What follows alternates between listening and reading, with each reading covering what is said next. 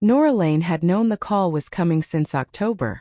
Not that specific call, not those particular words, but something in that direction, moving toward her the way low pressure moves across the lake country in autumn, announcing itself through changes in light and air before the weather arrives. Patrick had been circling the subject for months in the careful way he approached things he had already decided, testing the ground while pretending to explore it. He would mention the couple on Birch Street who had moved to Millbrook Terrace and how wonderful it had apparently been for them, how much easier everything was, how the community had everything they needed right there. He would mention the pool, the dining room with its 3 meals a day, the walking path. He would mention these things and then wait the way you wait after setting something down to see what it does on its own. By the end of this story, I'm also going to share something special with those of you who stick around to the end, something that can help you in your personal life. But first, let's get back to. She was 71 and not naive. She understood the structure. The call came on a Thursday in February, 9 in the evening. She was at the kitchen table with her laptop and a cup of tea that had gone lukewarm when the phone lit up with his name. She looked at it for a moment. She thought about not answering and then thought about the particular kind of delay that only makes things worse, and she picked up. He said he and Sandra had been talking. He wanted to come on Saturday. He wanted to make sure she had all the information she needed. He said that twice. All the information. She said Saturday was fine and set the phone on the table and looked out the kitchen window at the dark yard. The maple was out there, invisible in the February dark, but she knew exactly where it was. Tom had planted it in 1981, when Patrick was 8 years old and Claire was 5, and the front yard had the unfinished look of a yard that hadn't yet decided what it wanted to be. The tree was enormous now, 40 feet high, and in October it turned a color she had never found quite the right name for, somewhere between copper and the red of a fire that has made peace with what it is burning. She photographed it every year from this window. 42 years of photographs, the maple in every one of them, and Tom in the early ones before he got camera shy, standing with one hand on the trunk the way a man stands next to something he intends to outlast. He had died 22 months ago. She was still here. She had her coffee before 6 most mornings, a habit she had kept through the worst of the grief because habits, she had found, were not comfort exactly but structure, and structure was what got you from one side of a day to the other when everything else felt uncertain. The coffee was the same blend she had ordered for years, ground and measured the same way. The smell of it in the kitchen, a thing that did not change and therefore anchored the morning. She would sit at this table with the first cup and look at whatever the window had to show her, rain or snow or the flat gray of a February dawn or, in October, the maple doing what it did in October, and she would let herself be exactly where she was before asking herself to be anywhere else. It was at this table, in these early mornings before the day started asking things of her, that A.V. Sable worked. Had worked for 15 years.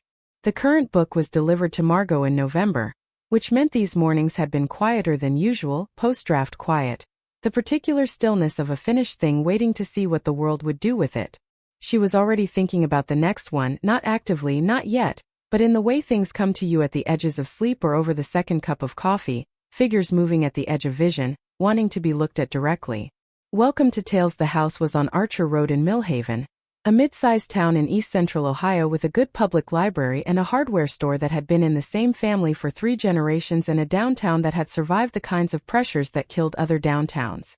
Nora and Tom had bought it in 1979 with the particular hopefulness of 2 people in their late 20s who understood, without being able to fully say so yet, that they were building something meant to last. Farmhouse style, 2 stories, white with green shutters. A covered porch and a stone path and a backyard with a cedar fence. Tom had built himself in a shed he had added in the 90s when he needed room for his tools and, eventually, for the woodworking projects he took up in the last decade of his life when his back stopped cooperating with heavier work. The deed had been in Nora's name since the day they bought it. Tom had insisted on this, in the practical, unceremonious way he handled things he thought mattered. He had said simply that Nora had come into the marriage with money of her own, some earned and some her grandmother's, and that the house should reflect that. He did not make a speech about it. He was not a man who made speeches. He was a man who stated what he thought was right, then did it, then moved on to the next thing. The deed read Nora Jean Laine and had for 42 years, And Patrick had never thought to ask about it because it had always been his parents' house, and the distinction between his parents' house and his mother's house was not a question that had ever presented itself to him as worth raising. Tom had been a civil engineer 33 years with the county, a steady and unglamorous career he conducted with a kind of practical affection for the problems of infrastructure. He liked the long view of things. He liked the question of how a thing would hold up, whether a bridge or a drainage system or a fence or a marriage. He read the physical newspaper until the day he died, not out of stubbornness but because he thought reading slowly was a form of respect for the thing you were reading. He finished what he started. He kept his tools organized and his word reliable, and his attention, when he gave it, complete and unhurried. He brought Nora coffee in the morning without asking whether she wanted it, because she always wanted it, and knowing that was one of the ways he showed what he felt. He had that quality, Tom did, of demonstrating love through attention to specific things rather than through declaration, and this had suited her entirely because she had the same quality herself. Two people who showed what they felt through noticing. 41 years of that. He had been sick for 2 years before he died, a slow decline with some good months threaded through it, and Nora had managed the house and the appointments and the practical shape of daily life through those years the way she managed everything, which was without drama and without stopping. Patrick had offered to help, with the genuine helpfulness of a son who did not entirely understand what help was being asked for. He had come on weekends and fixed the gutter and driven Tom to one appointment in the fall of 2021 when Nora had a conflict. He had been there for the end both of the children had, and that part had been, if not easy, then right. The right people in the right place. After Tom died, the house went quiet in a way that was different from quiet. Not empty. She had never experienced it as emptiness. More like the specific stillness of a space that has been shaped by a person's presence for so long that the presence is still there in everything the eye lands on. The cabinet he built for the hallway. The shed in the backyard. His tools still on the pegboard exactly as he had left them. The maple in the front yard, whose trunk she sometimes put her hand on when she passed, without planning to, the way you touch something because you need to know it is still solid. She had not fallen apart. She was not the kind of person who fell apart, which was not the same as not grieving. She grieved steadily and without performance, and she kept the house and kept her mornings and kept the work that had been hers alone for 15 years, the work Patrick did not know about. She had started writing in the year Claire moved to Portland and Patrick took the job in Westfield.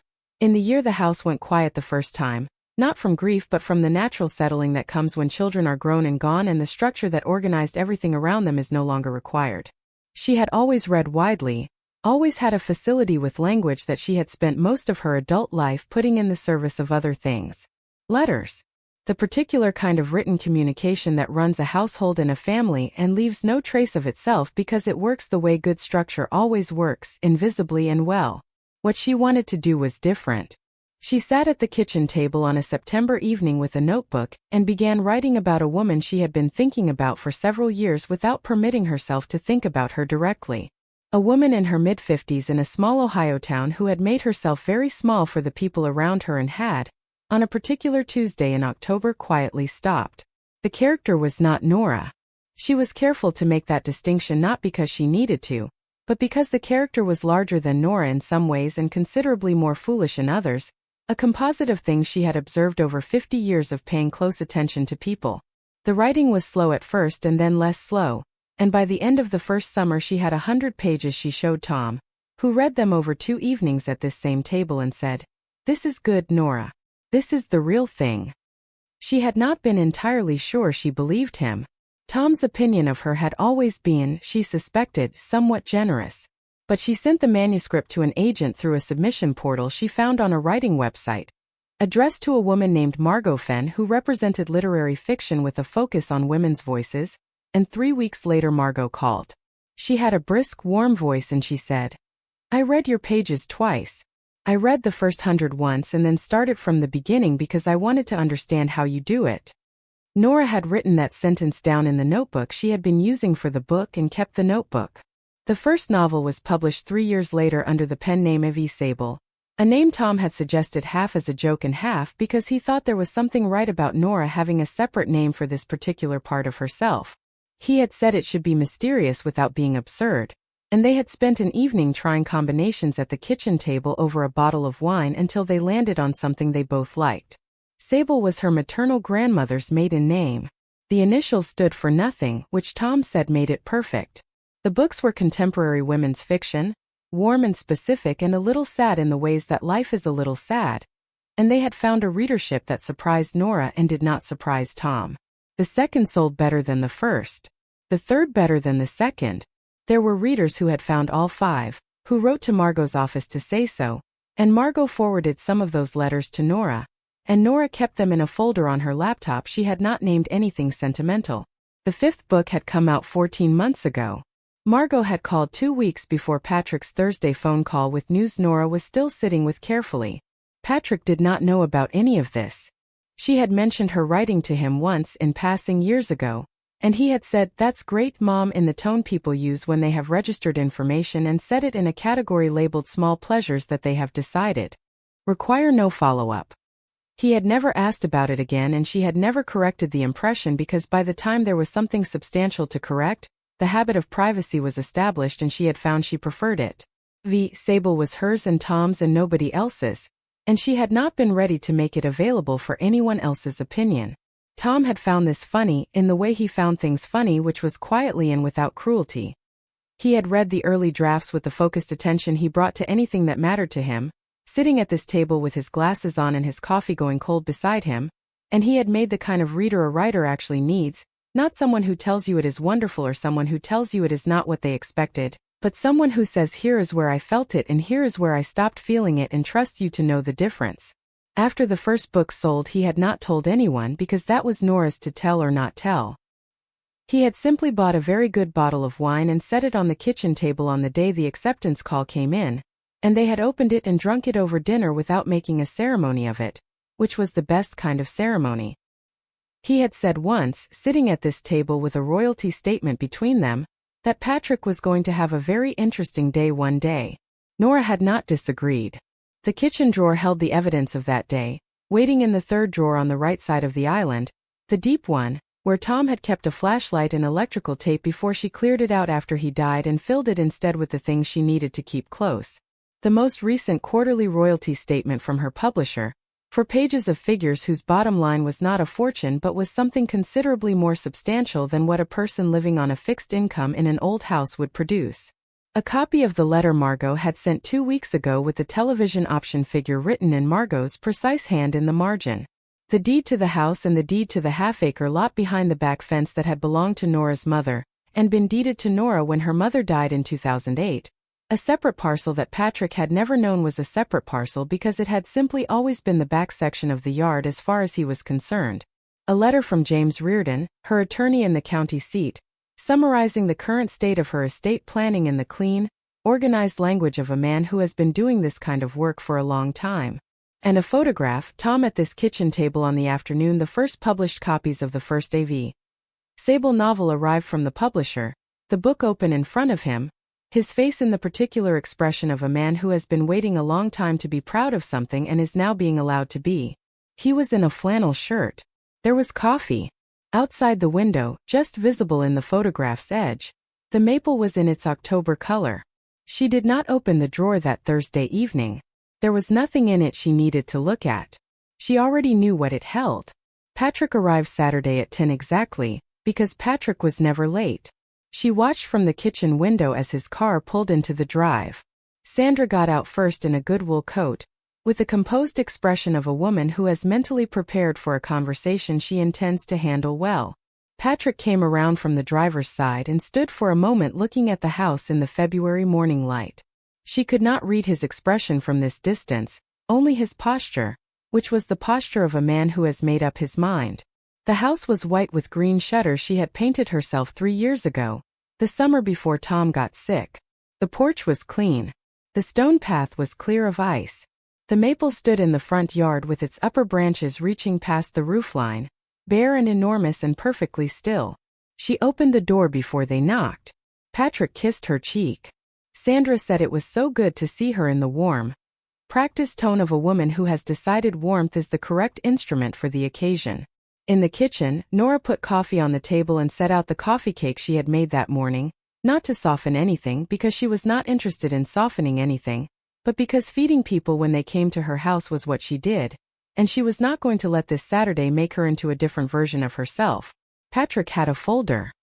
He opened it with the practiced ease of a man accustomed to making presentations, and there was a part of Nora that noticed this and felt something she did not entirely have words for, not anger, not hurt exactly, more like the clarity that arrives when something you have suspected is confirmed in a form that removes all ambiguity. She had raised him in this house. She had driven him to school and made his lunches and sat with him through the particular agonies of adolescence and been present for his wedding and the births of his children and the death of his father. He was now presenting a comparison document at her kitchen table with the organized confidence of a man in a professional meeting. He talked about Millbrook Terrace with the thoroughness of someone who had toured it, and he had toured it. The detail in his descriptions made that clear. The pool was heated year-round. The dining room offered 3 meals a day with accommodation for dietary needs. There was a walking path around the perimeter. The apartments came in 2 sizes, 1 bedroom and 2 bedroom. He had a printed comparison of the monthly cost of the community against the current projected cost of maintaining the house, a page of statistics about repair cost curves for older residential properties, a section on common major expenditures, HVAC and roofing and electrical, with estimated timelines and costs. He had assembled this carefully and it had required genuine effort, and she acknowledged that to herself without letting it change her view of what the folder represented. He had also had someone in her house.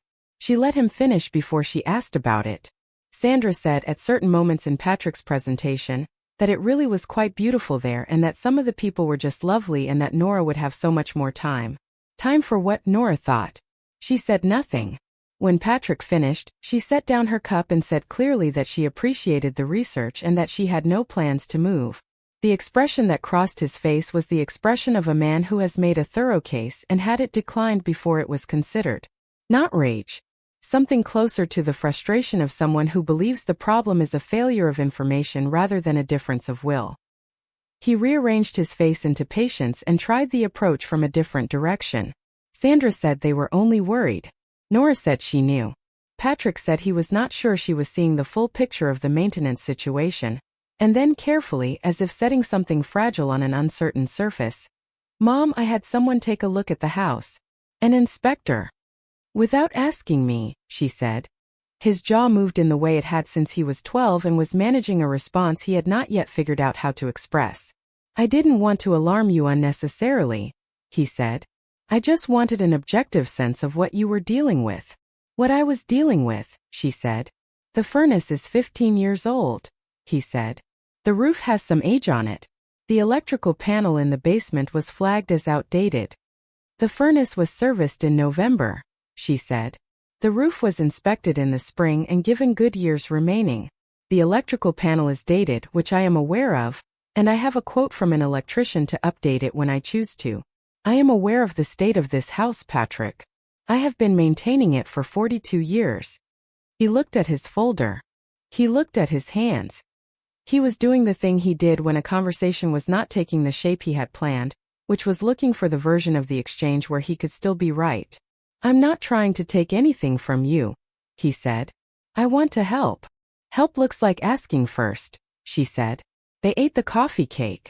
They talked about his children and about Sandra's job and about a repair he was having done on his own house and about a show Sandra had been watching that she recommended. The conversation moved to easier ground the way it always eventually did when the hard subject had run out of room for the moment. When they left, Patrick hugged her at the door with the genuine affection of a son who did love her, and who was doing something damaging with that love without knowing it. She watched his car go down Archer Road and stood on the porch in the February cold until the sound of the engine was gone. Back inside, she sat at the table with what remained of the coffee and thought about a stranger walking through her rooms with a clipboard, opening the basement door, writing notes about the electrical panel. She thought about those notes being in Patrick's folder, presented to her as evidence of what she could not manage. She thought about the word manage and what it meant to the man who had used it, and what it meant to the woman who had been doing it for 4 decades without anyone asking whether she needed help with the concept. She was not frightened. She was paying close attention. Dot Kessler came over that afternoon, as she did most Saturdays.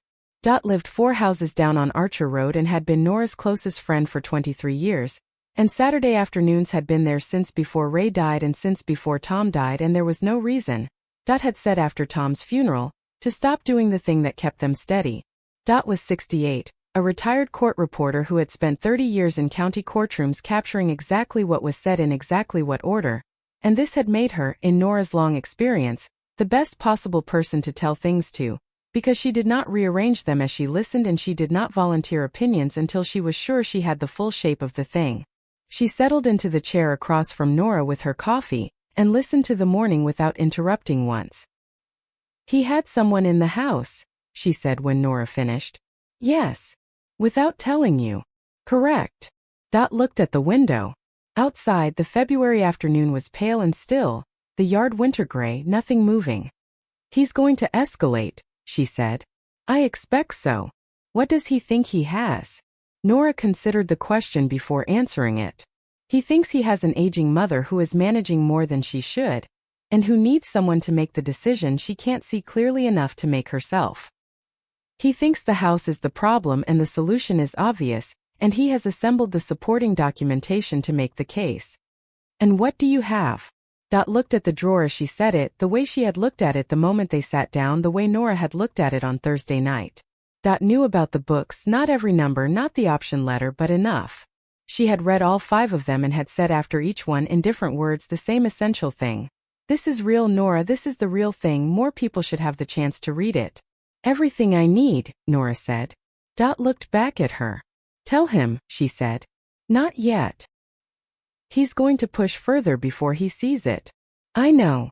Drank her coffee slowly. She had known Patrick since he was 10 years old and she understood him the way you understand someone you have watched for a long time. Not with liking or disliking but with clarity. She knew where his certainty came from, which was a father who had been competent and decisive and a mother who had been extraordinarily capable in the domestic spaces of family life, without ever once asking for that capability to be recognized. Patrick had grown up inside that capability the way you grow up inside a well-built house, taking the warmth for granted, never particularly wondering where it came from. "He loves you," said. "I know he does," Nora said. "That's what makes this particular." "Your mother loved you," said. "That didn't stop her from telling you at every Thanksgiving that you should have become a teacher." "She thought teaching was stable," Nora said. "And your father thought Tom should have gone into private work instead of the county, because the money was better." Looked at her coffee. "People who love you are not required to see you clearly. Most of them don't." Nora thought about this. It was a thing she had understood for most of her adult life and had never entirely gotten used to. The gap between being loved and being seen. Tom had done both. That was what she missed more specifically than anything else, not his presence in the abstract but that specific attention, the eyes that saw the thing she was actually doing and not the thing it was convenient to believe she was doing. "What's in the drawer exactly?" said. "You know approximately." "Tell me exactly." Nora told her. The royalty statement. The option letter and its figure. The deeds to both parcels. James's estate summary. The photograph. Absorbed this without expression, the court reporter habit, receiving information without showing the response to it until the reception was complete. "The television option," she said finally. "Yes. He doesn't know about the books. He certainly doesn't know about the option. He doesn't know about any of it." Set down her cup. "He's going to look at that figure and understand that he has been worrying about the wrong problem," she said. "He thought you needed saving. You've been over here quietly building a thing." "Tom and I," Nora said. "Tom and I built it." Nodded once, acknowledging this. "Tom would have loved this," she said. "Tom would have hated watching this." Said. "Tom would have opened the drawer already," Nora said.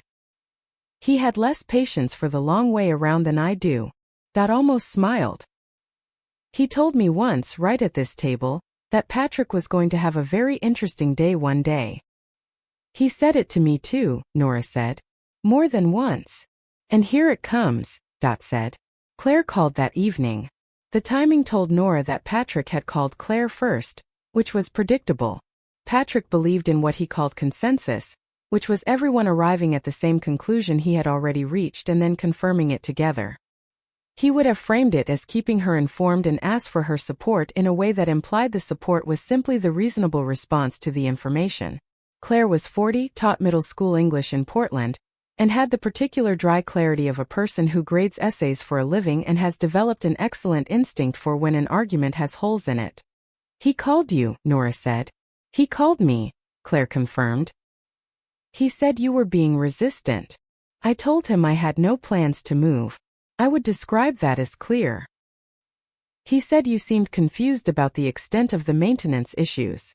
Nora recited, briefly and in order, the furnace service, the roof inspection, the electrician's quote, and the current condition of everything else that had appeared in Patrick's folder. She gave the dates. Claire was quiet for a moment.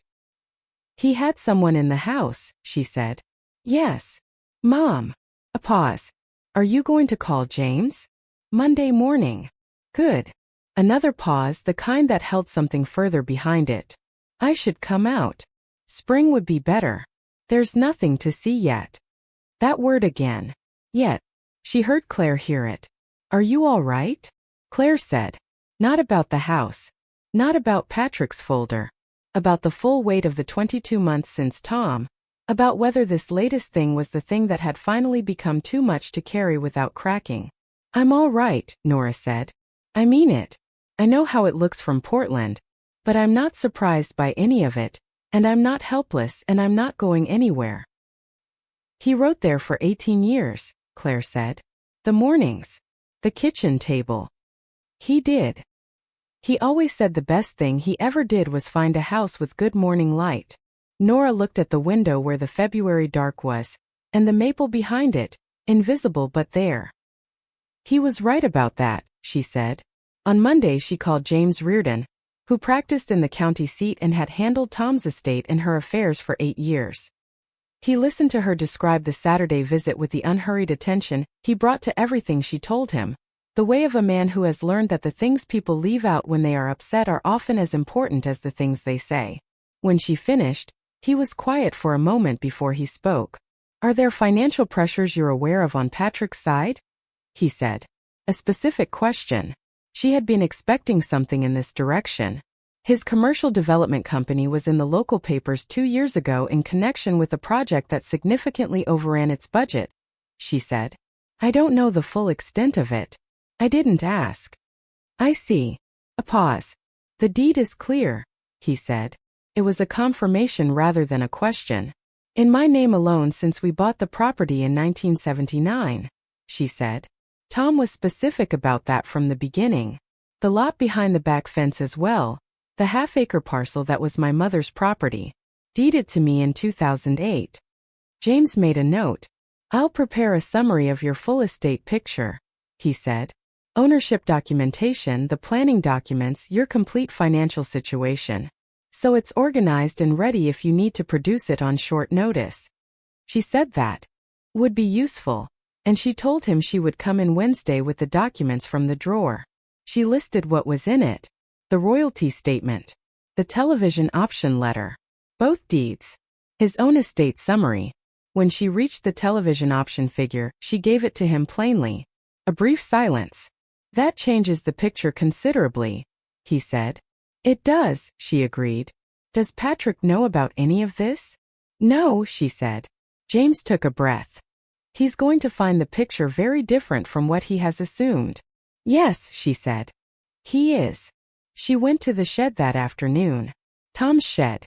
She had started thinking of it that way explicitly, not his workshop or the backyard shed, but Tom's shed, as though the possessive was a way of keeping the space his even now, refusing to let it become just storage, just a building. She went there sometimes when she needed to think in a particular kind of silence, the silence of a space that still held someone who was gone, and also increasingly the silence of a place where she did some of her clearest thinking precisely because no one else came here, no one expected anything here, no phone rang and no folder was opened and no one had a plan for what the space should become. The sawdust smell and the tool oil and the thermos on the shelf above the lathe, blue enamel, dented at the base from decades of being set down on stone. His projects still where he had left them. The cabinet, partially assembled. The drawer pulls on the lathe half-turned. She had not moved any of it. She was not ready to, and ready was her word to use, not anyone else's, not now, not yet. She sat in his chair, the old wooden shop chair with the patched seat he had recovered twice and never quite gotten level, And she looked at the tools arranged on the pegboard wall with the precise organization of someone who had spent a long time developing a system, and then used it long enough that the system became invisible. Before we find out what happened next in the story, I want to take a brief moment to speak directly to anyone watching who might be going through their own sudden, overwhelming transition. If you are navigating a bitter divorce, the loss of a spouse, or a financial shock, you know the hardest part isn't just the money. It's not knowing what to do first. That is exactly why we created the Phoenix Blueprint. It is a practical step-by-step guide for starting over. It doesn't have fluffy affirmations or vision boards. It is a tactical survival manual. It gives you the exact checklist for the first 48 hours, including the one rule you must follow. Do not make any decision you cannot reverse. It includes the Found Money worksheet, showing you exactly how to check state databases, because 1 in 7 Americans actually has unclaimed money waiting for them right now. It even gives you word-for-word boundary scripts to use when family members pressure you for money or try to make decisions for you. You can get the entire guide right now for just $17. If you're watching on your TV, just pull out your phone, open your camera, and scan the QR code on the screen right now. If you're on a computer or phone, click the top link in the description. You don't have to figure this out alone. Now let's get back to the story. Each tool in its place.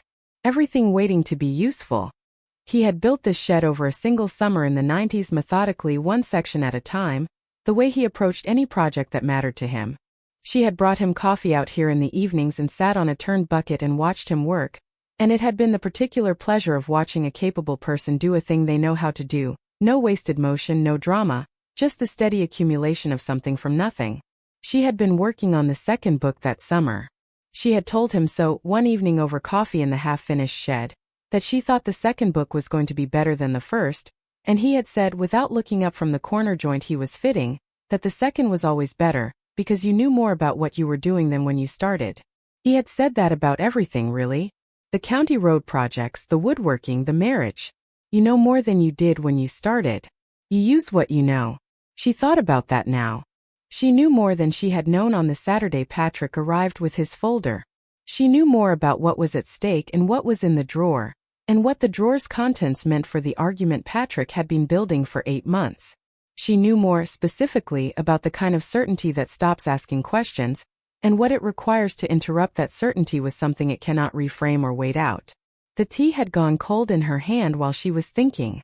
She thought about Tom sitting in this chair in the last winter, the winter when the work had gotten slow and then slower, when the tremor in his hands made the fine work impossible, and he had taken to sitting here in the evenings anyway, not working, just being in the space he had built. She had found him here a dozen times that last winter, in the weak afternoon light, looking at his tools. She had never asked what he was thinking because she had known what he was thinking, which was the same thing she was thinking now, standing at a particular kind of edge, looking at what you have made and hoping it holds. She picked up the pages of the letter she had brought out with her and went back to the house. She had a letter to finish for Margot about the television timeline. She finished it at the kitchen table in the last of the afternoon light, with the maple at the edge of her view and Tom's absence in every part of the room, and also, underneath that, his presence in the same way. The guardianship letter came the following Thursday. Not from Patrick. From an attorney at a firm in Westfield. Formal letterhead, addressed to Nora Laine. It informed her that Patrick Laine was exploring his options regarding guardianship and estate matters relating to his mother, and requesting that she be prepared to provide certain financial documentation in support of an assessment of her capacity to manage her own affairs. Capacity. She read the word where it sat in the second paragraph. She read the letter twice, then set it down on the table beside the salt shaker, and looked at it with the same careful attention she gave anything that required her to understand exactly what she was reading before she decided what to think. Patrick had gone to a lawyer. He had used the language of legal process. He had decided, somewhere in the 10 days since his Saturday with the folder, that brochures and comparison sheets and an unauthorized inspection were not going to be sufficient. She thought about the option letter in the drawer. The figure Margot had written in the margin. She thought about 15 years of early mornings at this table, 5 novels, a readership she had not predicted and had been genuinely grateful for, the quarterly statements and the contracts, and the name of Sable that was hers and Tom's and belonged to no one else. She thought about the word capacity and what it would look like, measured honestly against everything the drawer held. Read the letter one more time. The word capacity was doing work in the letter that the word itself barely held. It was a legal term with a specific definition, which was the ability to understand and manage one's own affairs, and it was also a word that had been chosen deliberately for its effect, for the thing it implied about a 71-year-old woman in a house she had owned for 42 years. The implication was in the letter the way a smell is in a room, not stated, not arguable, simply present. She thought about what the word meant, honestly and without sentiment. She was managing her affairs. She had been managing them for decades before Patrick thought to inquire about them, and she was managing them now, and the evidence of that management was in the kitchen drawer, organized and complete and ready to be produced for any person or court that needed to see it. The word capacity was doing its work in a letter addressed to the wrong woman. She called James Reardon. His response was measured, which she expected, and beneath the measured tone she could hear something she recognized as professional indignation, the specific quality of a careful person who has encountered an action that is neither careful nor warranted. He said the letter was a preliminary inquiry, not a filed petition. He said a guardianship petition required a significant evidentiary threshold, that the appropriate response was a clear and documented demonstration of her full financial and personal capacity, and that her documentation alone would be more than sufficient to end the argument before it became one. Does Patrick know the full scope of your income? James said. No, she said. A brief pause. He's going to find the picture considerably different from what he has assumed. She told him to prepare the response. She told him she would bring everything on Wednesday. Before she hung up, he said one more thing, which was that she should not respond to any further communication from Patrick's attorney directly, and that anything addressed to her about this matter should go to his office first. She said she understood. She set the guardianship letter in the drawer on top of the royalty statement, where it would wait alongside the rest. The following Saturday, Patrick arrived without calling. She was in the shed when she heard his car, sitting in Tom's chair with a cup of tea and the pages of a letter to Margot about the coming call with the production company. She heard the tires on the drive and the car door, and she set the pages down steady and walked back to the house. Patrick was on the porch when she came around the side. He did not have his folder this time. He had his coat and his hands in his coat pockets and the expression of a man who had been sitting with something for several days and had come to a decision he had not quite finished forming words around. I should have called, he said. You should have, she agreed. She opened the door and he followed her inside. In the kitchen, he stood near the window rather than sitting. It was the stance Tom had used when he needed to work something through while he talked. Hands in his pockets, weight slightly back. The resemblance arrived in her mind without warning, and she let it pass without comment. James Reardon sent a response to my attorney, Patrick said. I know. He says your estate is fully in order. Your financial documentation demonstrates complete capacity to manage your own affairs, and that any further inquiry should be directed through his office. He paused. He references income from your writing. He does, she said. Patrick looked at her.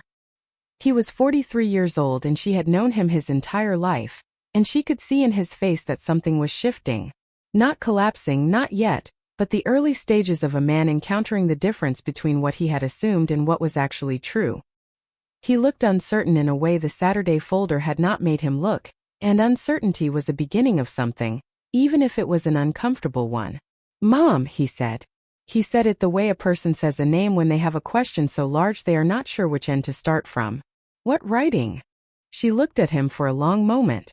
She had waited 10 months for this particular version of this question, and now that it was here she felt no triumph in it, only the quiet, specific satisfaction of a thing arriving when it was supposed to arrive on its own schedule, because she had not prevented it. She looked at the kitchen drawer. Patrick, she said, you have spent 8 months telling me I am too old for this house. You've had someone walk through it without asking. You've written to a lawyer about my capacity to manage my own affairs. You've done all of this without asking me a single question about my life. He started to speak. She continued. Before this goes any further, I want you to check the kitchen drawer. He looked at the drawer.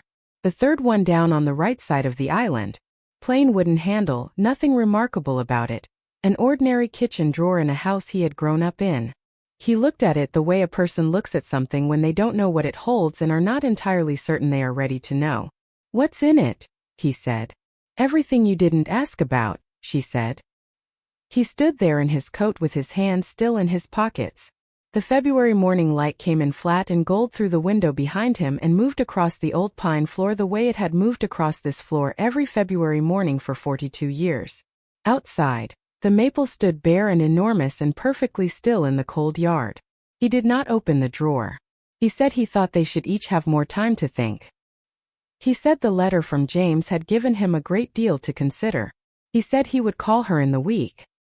He said all of this in the careful voice of a man who is recalibrating toward something he cannot yet name, something that will require him to revise not just a plan but a picture, and pictures are harder to revise than plans. She waited. He looked at the drawer one more time.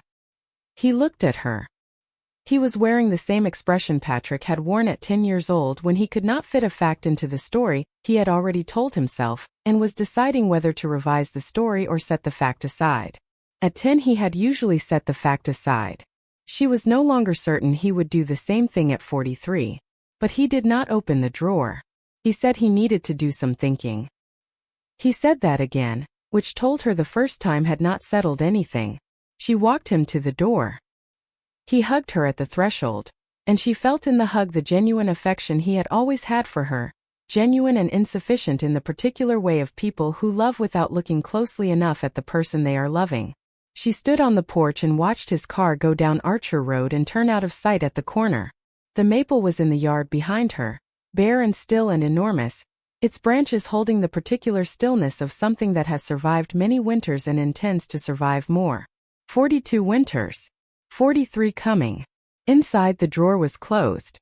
She stood in the kitchen for a moment with her hand on the back of the chair where he had been sitting. She thought about the word capacity, which was in a letter in the drawer now, filed alongside the royalty statement and the television option and the deed that had always been in her name alone.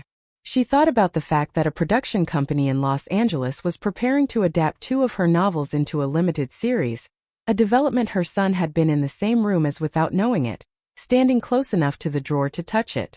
He had not asked. He had not thought to ask. It would not stay closed much longer. The week after Patrick's unannounced Saturday had its own particular texture, the texture of a held breath, the stillness that follows an argument that has not yet finished and is waiting for the conditions that will let it finish. Nora woke Monday before 6 and made her coffee and sat at the kitchen table with the morning light coming in flat and gold through the window, the same light that had come in every February morning for 42 years, turning the old pine floor that warm amber that lasted exactly 20 minutes before the angle changed and the ordinary day began. She opened her laptop because the 6th book had been asking to start for 2 months and she had been keeping it at the edge of her attention the way you keep a conversation at the edge of a room, near enough to hear but not quite ready to be in it. She wrote 2 pages. They were rough in the way first pages are always rough, groping in a dark that is unfamiliar but not hostile.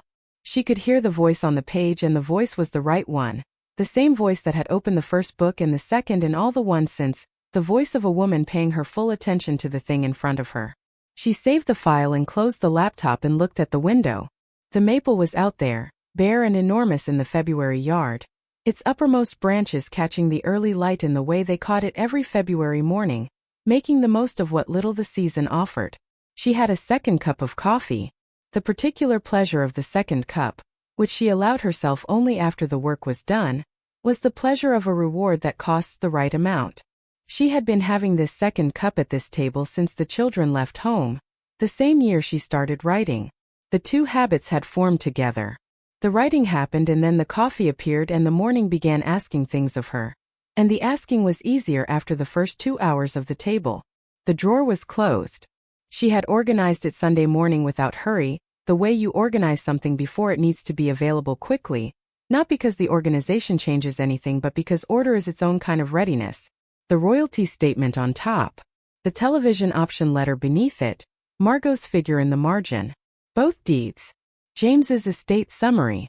Tom's photograph last because the photograph was the thing she looked at when she needed to remember what all of it meant, which was not money or property or the outcome of a legal process, but a man at a kitchen table on an October afternoon with a book open in front of him, and his whole face lit up with the particular happiness of someone who has been waiting a long time to be proud and is now being allowed to be. She had closed the drawer and gone back to her coffee and her pages, because the drawer's work was still ahead of it, and there was no point in rehearsing what had not yet begun. She drove to the county seat on Wednesday, the 40-minute drive she had made dozens of times for Tom's estate work and her own affairs, past the county road hardware store and the grain elevators and the long flat stretches of winter-pale farmland with the sky sitting on the horizon like something that had decided to stay. James Riordan's office was on Meridian Street in a building with a parking lot in the back that was always half full and a waiting room with old magazines and a framed county map from the 1960s and the particular quiet of a place where people came with important papers and spoke carefully. The assistant greeted her by name and brought her coffee, and she carried it into the conference room where James was already waiting, his legal pad open and his pen in his hand. She set the folder on the table between them. He opened it and read through each document in sequence, taking the time each one required, and she looked at the February sky through the window behind him while he read. There was nothing to fill the silence with.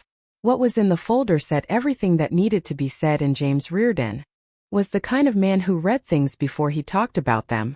He read the royalty statement first, then the 12 years of annual royalty summaries she had included, the steady growth of a readership that had grown book by book from the first modest returns on the first novel to the current figures that reflected 15 years of compound attention. He laid each one beside the previous one and looked at them in sequence, which gave the full picture of a career built the slow way, one book at a time, one reader at a time, without the help of a marketing budget or a parent company's attention, simply the particular quality of the work finding its audience in the quiet way that specific truth tends to find the people who need it. When he reached the television option letter, he stopped. He read it once and then read it again. He looked at the figure Margot had written in the margin, which was not the kind of figure that appears in the financial affairs of a woman who cannot manage her own life. He set the letter down on the table and did not pick it up again for a moment, simply looked at it before he looked at her. "This is definitive," he said. "I thought it might be," she said. He set the option letter beside the royalty summaries and looked at the whole of it together, then moved through the 2 deeds and his own estate planning documents, reading the last ones with the slightly different attention of someone reviewing their own work. When he had read everything, he took his legal pad and began writing, not quickly but steadily, the deliberate handwriting of a man making an organized record. He outlined the response he was preparing. He said the petition would argue incapacity to manage complex financial affairs, which was the argument available to the petitioner in the absence of medical evidence, and that the documentation she had given him would demonstrate, comprehensively and without ambiguity, that she had been managing a complex financial situation with complete competence for 15 years, and was managing it at this moment at a level of sophistication that exceeded what most households at any age produced. He said the 12 years of royalty records alone constituted a financial management history.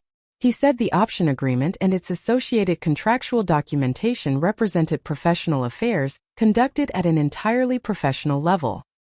He said the 2 deeds established clear ownership of real property with no encumbrance. He said the estate planning documentation he himself had drafted showed a woman who had understood her affairs thoroughly and arranged them carefully. "The irony," he said, setting down the pen, "is that the financial picture in this folder is more professionally organized than most I receive from clients who have been working with accountants for decades." He looked at her. "Your son does not know about any of this. He knows there is writing income," she said. "Your letter mentioned it." "He knows there is income," James said. "He does not know the shape of it. What he is about to see will require him to significantly revise his understanding of the situation." "Yes," she said. "It will. Does it concern you that it will come as a surprise to him?" She thought about this honestly. "It concerns me," she said, "that he spent 10 months trying to manage my life without asking a single question about it.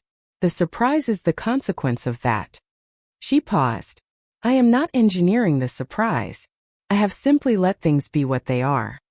James looked at her for a moment. "That's a useful distinction," he said. She gave him Margot's contact information, and told him Margot would cooperate fully with whatever the response required. She mentioned Emma, that her granddaughter had found the books on the hallway shelf and was reading the first one. James made a note of this without commentary. A grandchild who can independently confirm the publishing relationship, he said. That's not nothing. I didn't plan it that way, she said. I know you didn't. He capped his pen. Mrs. Laine, I want to say one thing plainly. What your son has initiated will not succeed.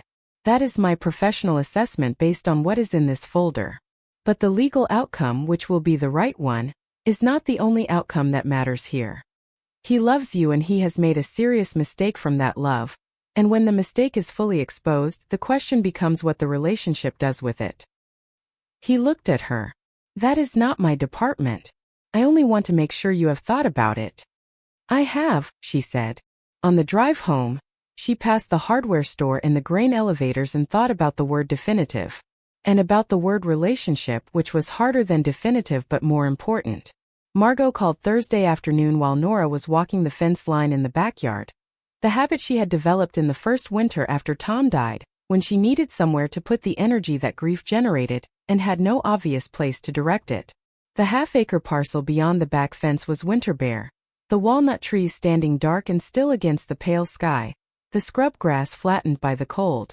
She had walked this fence line 100 times in the last 22 months and never once found it anything but plain and unremarkable to look at, the way most valuable things are unremarkable to look at. The way the deed to it was a plain piece of paper in a drawer in a kitchen in a house that looked from the outside like any other house on Archer Road. Margot confirmed the production company call for the following Tuesday. The producer, Lena Park, had read all 5 books.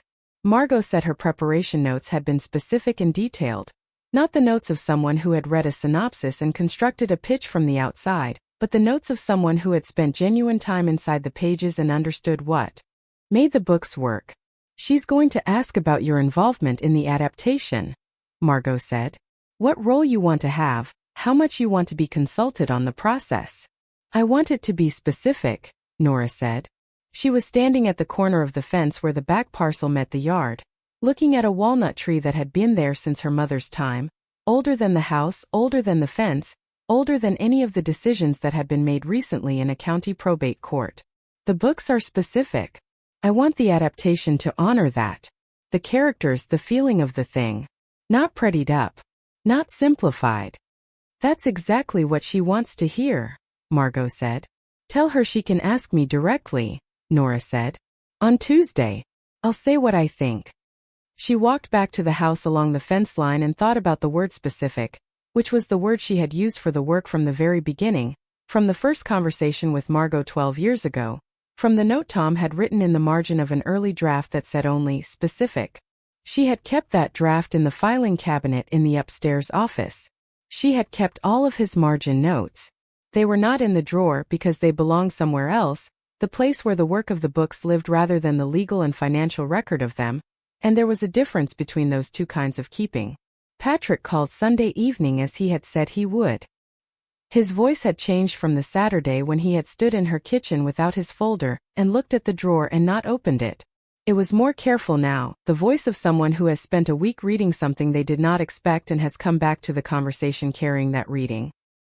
He said he had been thinking about James's letter and the reference to her writing income and asked if she could tell him more about what that meant. She thought about how to answer this. She thought about the Tuesday call. She thought about the trade announcement Margot had said would go out in the coming weeks. She thought about the word yet and whether it still applied. My financial situation is fully documented, she said. James has everything. If you want to understand the complete picture, that's the right place to look. He said he was asking her directly, not through a lawyer. She said she understood that. She said the financial conversation needed to happen through James, because a legal process had been initiated and informal conversations could create confusion later.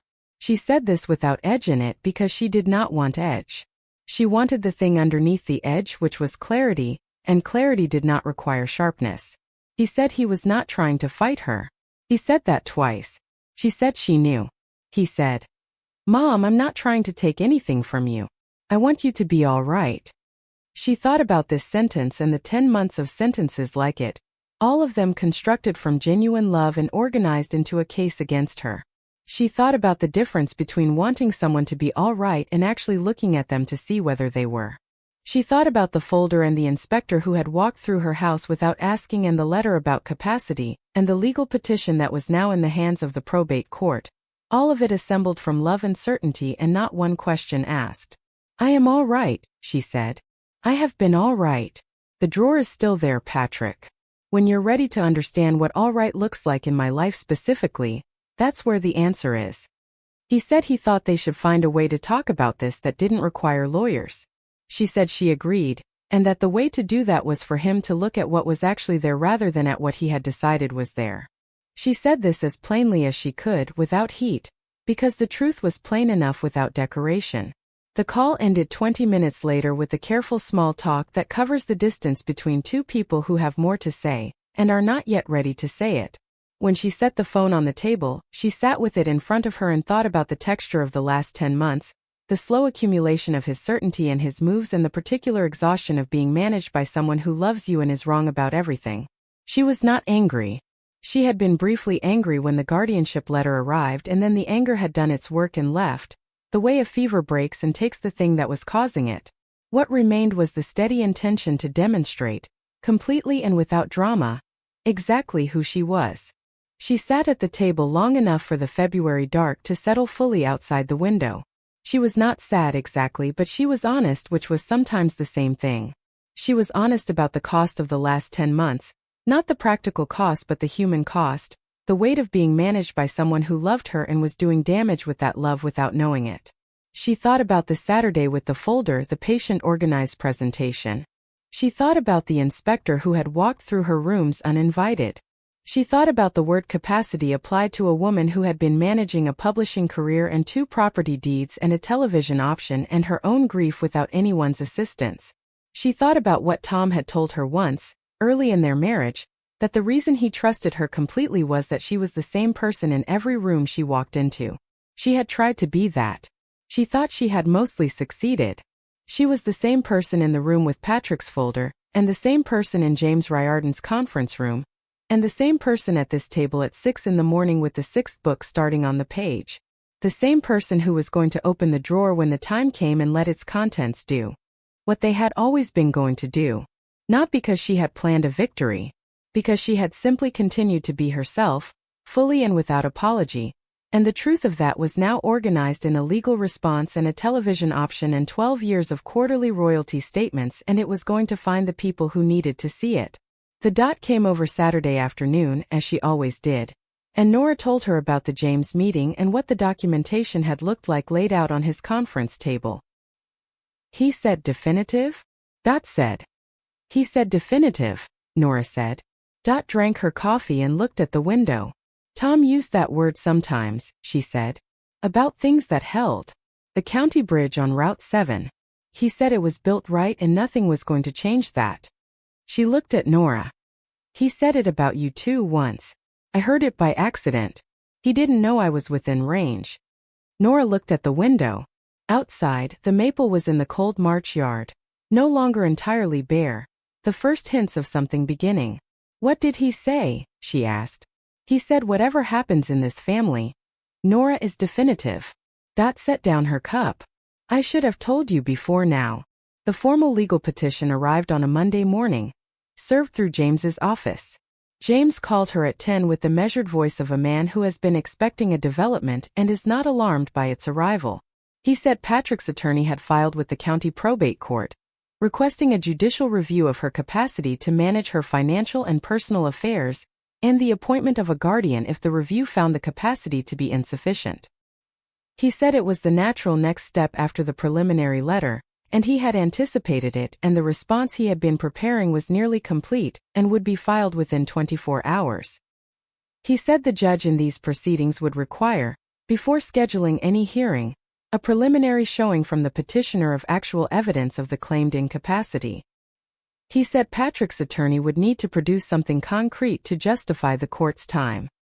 He said that in the absence of medical evidence, which there was none of, this typically meant a demonstration of financial mismanagement, and that the documentation she had provided made that demonstration impossible.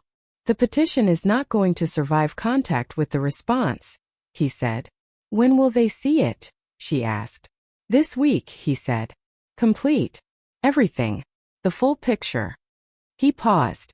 I want Patrick's attorney to open the response and understand immediately what they have initiated against. She said she trusted his judgment on the approach. After the call, she sat at the table for a moment and thought about the word initiated, which was the right word. Something had been set in motion, and what it had been set against was not the person the petition described. She went to the shed that afternoon. Tom had built the shed over the summer of 1994, one section at a time in the evenings after the county office, methodically and without rushing. She had brought him coffee out here on those evenings and sat on an overturned bucket and watched him work, and it had been the particular pleasure of watching a capable person do a thing they know how to do, each motion purposeful, nothing wasted. He had said that summer setting a floor joist with his level, that the reason he liked building things was that a thing either held or it didn't, and you could tell the difference and there was nothing subjective about it. Either the joint was square or it wasn't. Either the floor was level or it wasn't. She had written about a character with that quality in the third book, a minor character, a carpenter, and Tom had read it in the draft and said, without looking up from the page, that the carpenter was the most honest person in the book.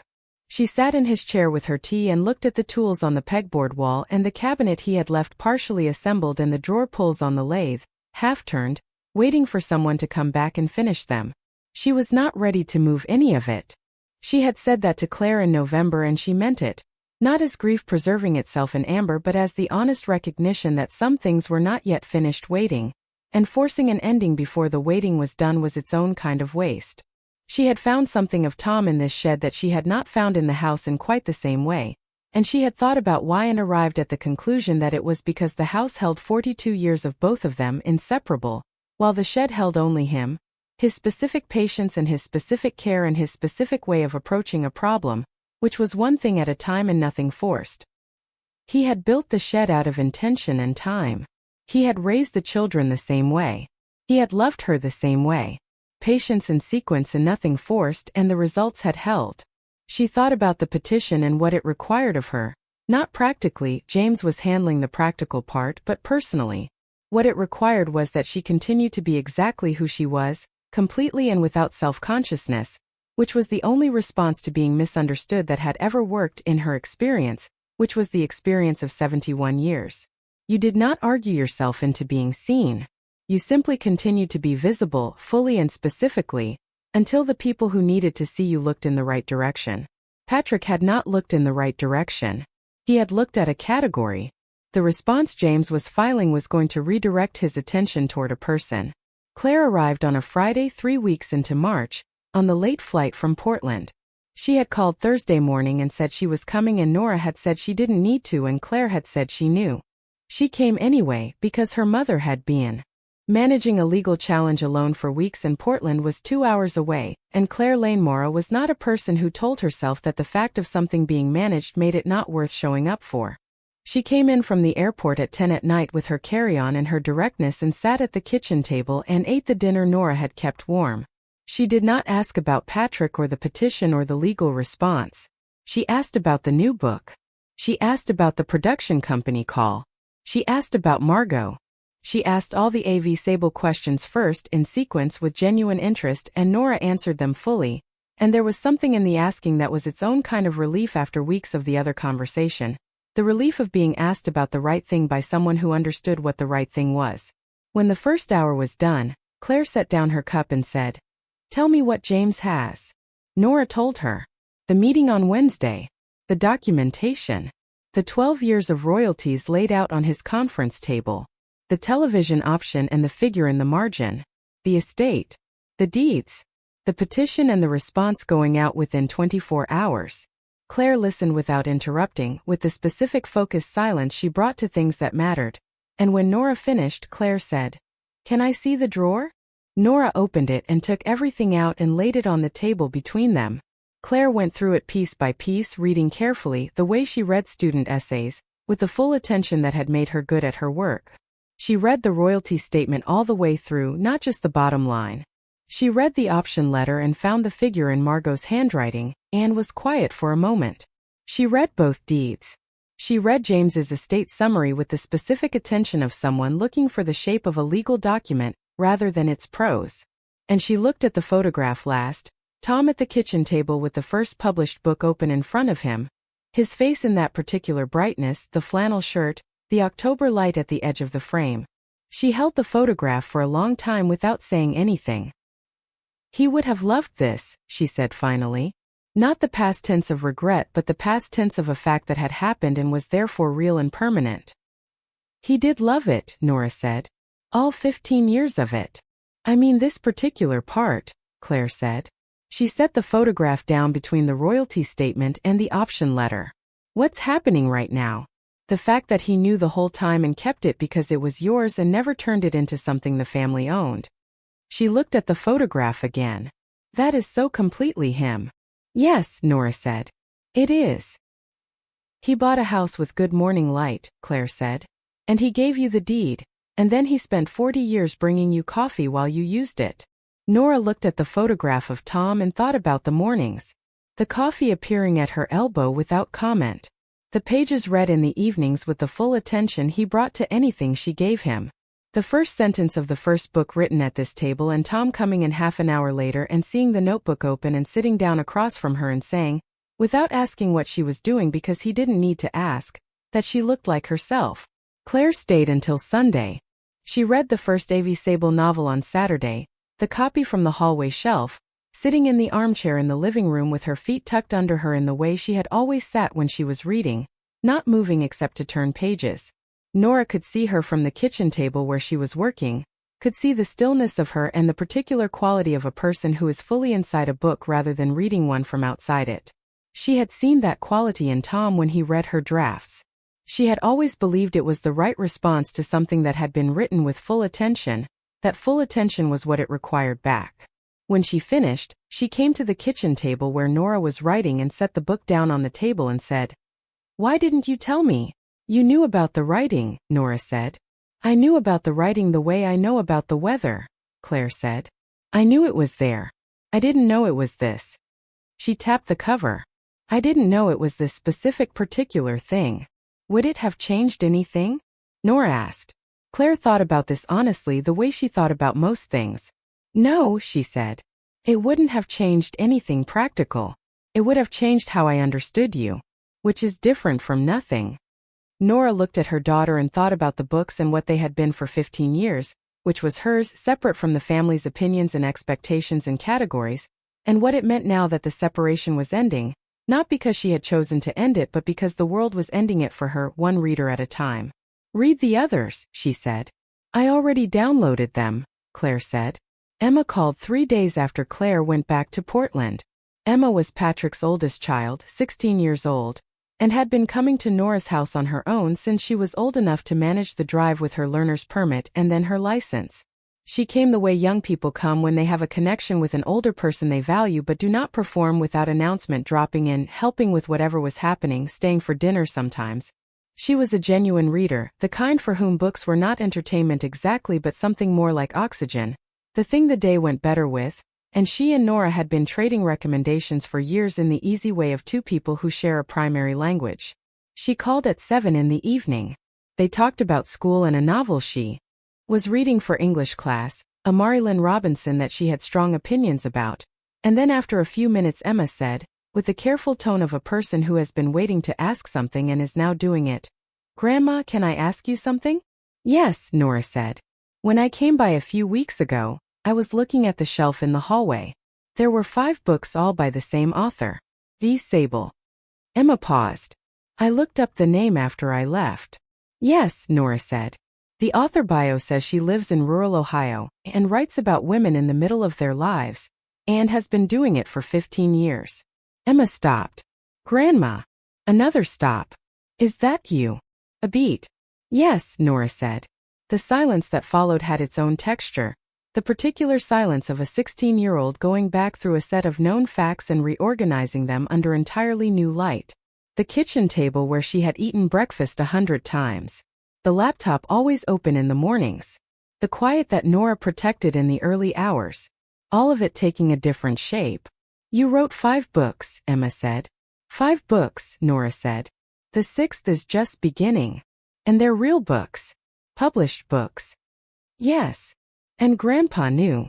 From the very first sentence," Nora said. He was my first reader. My best reader. Emma was quiet for a moment, absorbing the size of what Tom had known and kept for 15 years because it was Nora's to keep. He never said anything, Emma said. No, Nora said. He understood what keeping something means. Why didn't you tell anyone? Emma asked. She asked it without accusation, with the genuine curiosity of someone who actually wants the answer. Because it was mine, Nora said.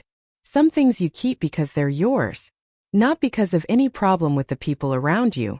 Simply because having something that belongs only to you is its own kind of good. Your grandfather understood that. He understood it better than I even asked him to. Emma was quiet again. There's a television show, she said finally. An option, Nora said. Not a show yet. It might become one. The announcement is going out soon? Emma said. She had clearly read more about how publishing options work than Nora had expected. Next week, Nora said. I'm not going to tell Dad yet, Emma said. I want to finish reading the first one before it does. Emma, Nora said. You can tell your father whatever you want. This is going to come out regardless. I know, Emma said. I just want to have it for a little while first. Before it's something that happened to the family. She paused. Is that selfish? No, Nora said. That's not selfish at all. That's you understanding what the thing actually is. After she hung up, Nora sat with her phone on the table and thought about Emma's voice, 16 years old and already understanding the difference between a thing that is yours and a thing that belongs to a family, and what it means to want to hold the first kind for a little while before it becomes the second. She thought about the particular quality of a 16-year-old who had found out that a person she thought she understood had a whole interior she had not been given access to yet, and who responded to that discovery not with hurt but with the specific request to be allowed to receive it at her own pace. That was its own kind of intelligence. She thought about the 5 spines on the hallway shelf, the same design language across all 5. A visual coherence that had never been pointed out to anyone in the family. Emma had been the one to look at them and see what they were. Tom would have found Emma's discovery wonderful. He would have found her understanding of it even better. Margot called Friday to confirm the production company call for Tuesday, and to tell her that the trade announcement date was confirmed for the following Tuesday. Nora sat at the table after the call and thought about what the word public meant specifically. Sable had been a private name for 15 years. Tom knew it. Margot and the publisher knew it. Knew the broad strokes. Claire and Emma were reading the books. In 10 days the name would appear in a trade publication and be findable by anyone who looked. She thought about who might look. She thought about Patrick, who had searched for his mother's name and not found Sable because he had not known there was a second name to search for. She thought about the moment the names would connect for him. She could not prevent that moment. She did not want to prevent it. She wanted him to have it on its own terms without her managing how it arrived. The production company call happened on Tuesday, and went exactly as Margot had said it would. Lena Park had read all 5 books and her questions were the questions of someone who had spent genuine time inside them, not a summary but the pages themselves, the specific difficult texture of them. She asked about the interior life of the main character in the first book. She asked about a detail of setting in the second that Nora had worried about during the writing, a particular accuracy she had been uncertain of, and Lena had found it and thought it was right. She asked what Nora had been most uncertain about in the third, which was the question that showed she understood what the work was actually doing, the way a careful reader can always identify where the writer most doubted themselves because that is where the prose leans hardest into the thing it is least sure of. Nora answered each question honestly. She said what she thought about the adaptation and what she wanted from it, which was that it be specific in the way the books were specific, not elevated or simplified, not made prettier or sadder than they were, but true to the thing in the same way the thing was true to life, which was imperfectly and specifically and with full attention to the ways that people are simultaneously their best and worst selves in the middle of their ordinary days. She said she thought the danger in adapting this kind of fiction was the temptation to clarify things that were meant to be unclear, to resolve the emotional ambiguity that was actually the point, to make the characters more knowable than they should be because knowable was easier to film. She said she had seen adaptations do this to books she loved, and she was not interested in having it done to hers. Lena did not push back on this. She said she agreed. She said it in the way that indicated she had been thinking the same thing before Nora said it. The call ended on an understanding that was more than professional. When the line went quiet, Nora sat at the table in the Tuesday morning light and thought about the first sentence of the first book, written at this table 22 years ago in the September of the year the children left home, in the quiet that had felt enormous that first autumn and had gradually become the specific kind of quiet she had come to need. She had written the sentence because the character needed to exist, and this was where she existed, in the mornings at this table, and that was all she had known, and it had been sufficient, and it had turned out to be more than sufficient. Not because she had planned for it to be. Simply because she had paid full attention to the thing in front of her and the thing had grown. The trade announcement went out the following Tuesday at 9 in the morning. Margot texted her with a link to the item in the trade publication. For sentences. The production company and the books and the development of a limited series. It was specific and modest and real. She read it once and closed her phone and went back to the sixth book's opening pages and wrote for 2 hours before she made herself stop. Sandra read it that same morning. Nora did not know this when it happened. She pieced the sequence together afterward, the way you reconstruct something you were not present for, from what people tell you and what the timing implies. Sandra received a weekly newsletter aggregating book and entertainment news, the kind a person in a book club subscribes to and reads over coffee, and the newsletter arrived on Tuesday mornings at 9:15. Sandra had been in a book club in Westfield for 6 years, a small group of 7 women who met on the first Wednesday of the month, and 18 months earlier she had brought the first Sable novel to the group because the cover was plain and the back copy mentioned Ohio. She had liked it considerably. She had mentioned it to Patrick at the time, and he had said he hadn't heard of the author. Neither of them had thought further about it. She read the newsletter at 9:15. She found the item. She read it once. She read it again. She set her coffee down on the counter and sat very still for a moment, because the thing she was thinking was the kind of thing that requires a moment of stillness before you say it out loud. She said Patrick's name. He came in from the other room. She turned the screen toward him and pointed to the item. He read it. He read it twice. He looked at his wife. He said, "That's my mother's county." She said, "Read the author bio." He found it in the publication's linked profile. Rural Ohio. 15 years. 5 novels. She has been writing since her children left home. He sat down. He did not say anything for a moment. He looked at the words in front of him, and the words said something that required him to go back through a significant amount of time and understand it differently. He called Nora at 2 in the afternoon. She was at the kitchen table when the phone lit up with his name. She looked at it the way she had looked at his call in February, at the very beginning of all of this, with the same stillness and the same recognition of what was about to happen. Then she answered. "Mom," he said. His voice was different from every version it had been in the last 10 months. The management and the certainty and the patient concern were all gone. What was underneath was something more basic, something that was working very hard to contain a thing it had not prepared to contain. "Is Sable you?" he said.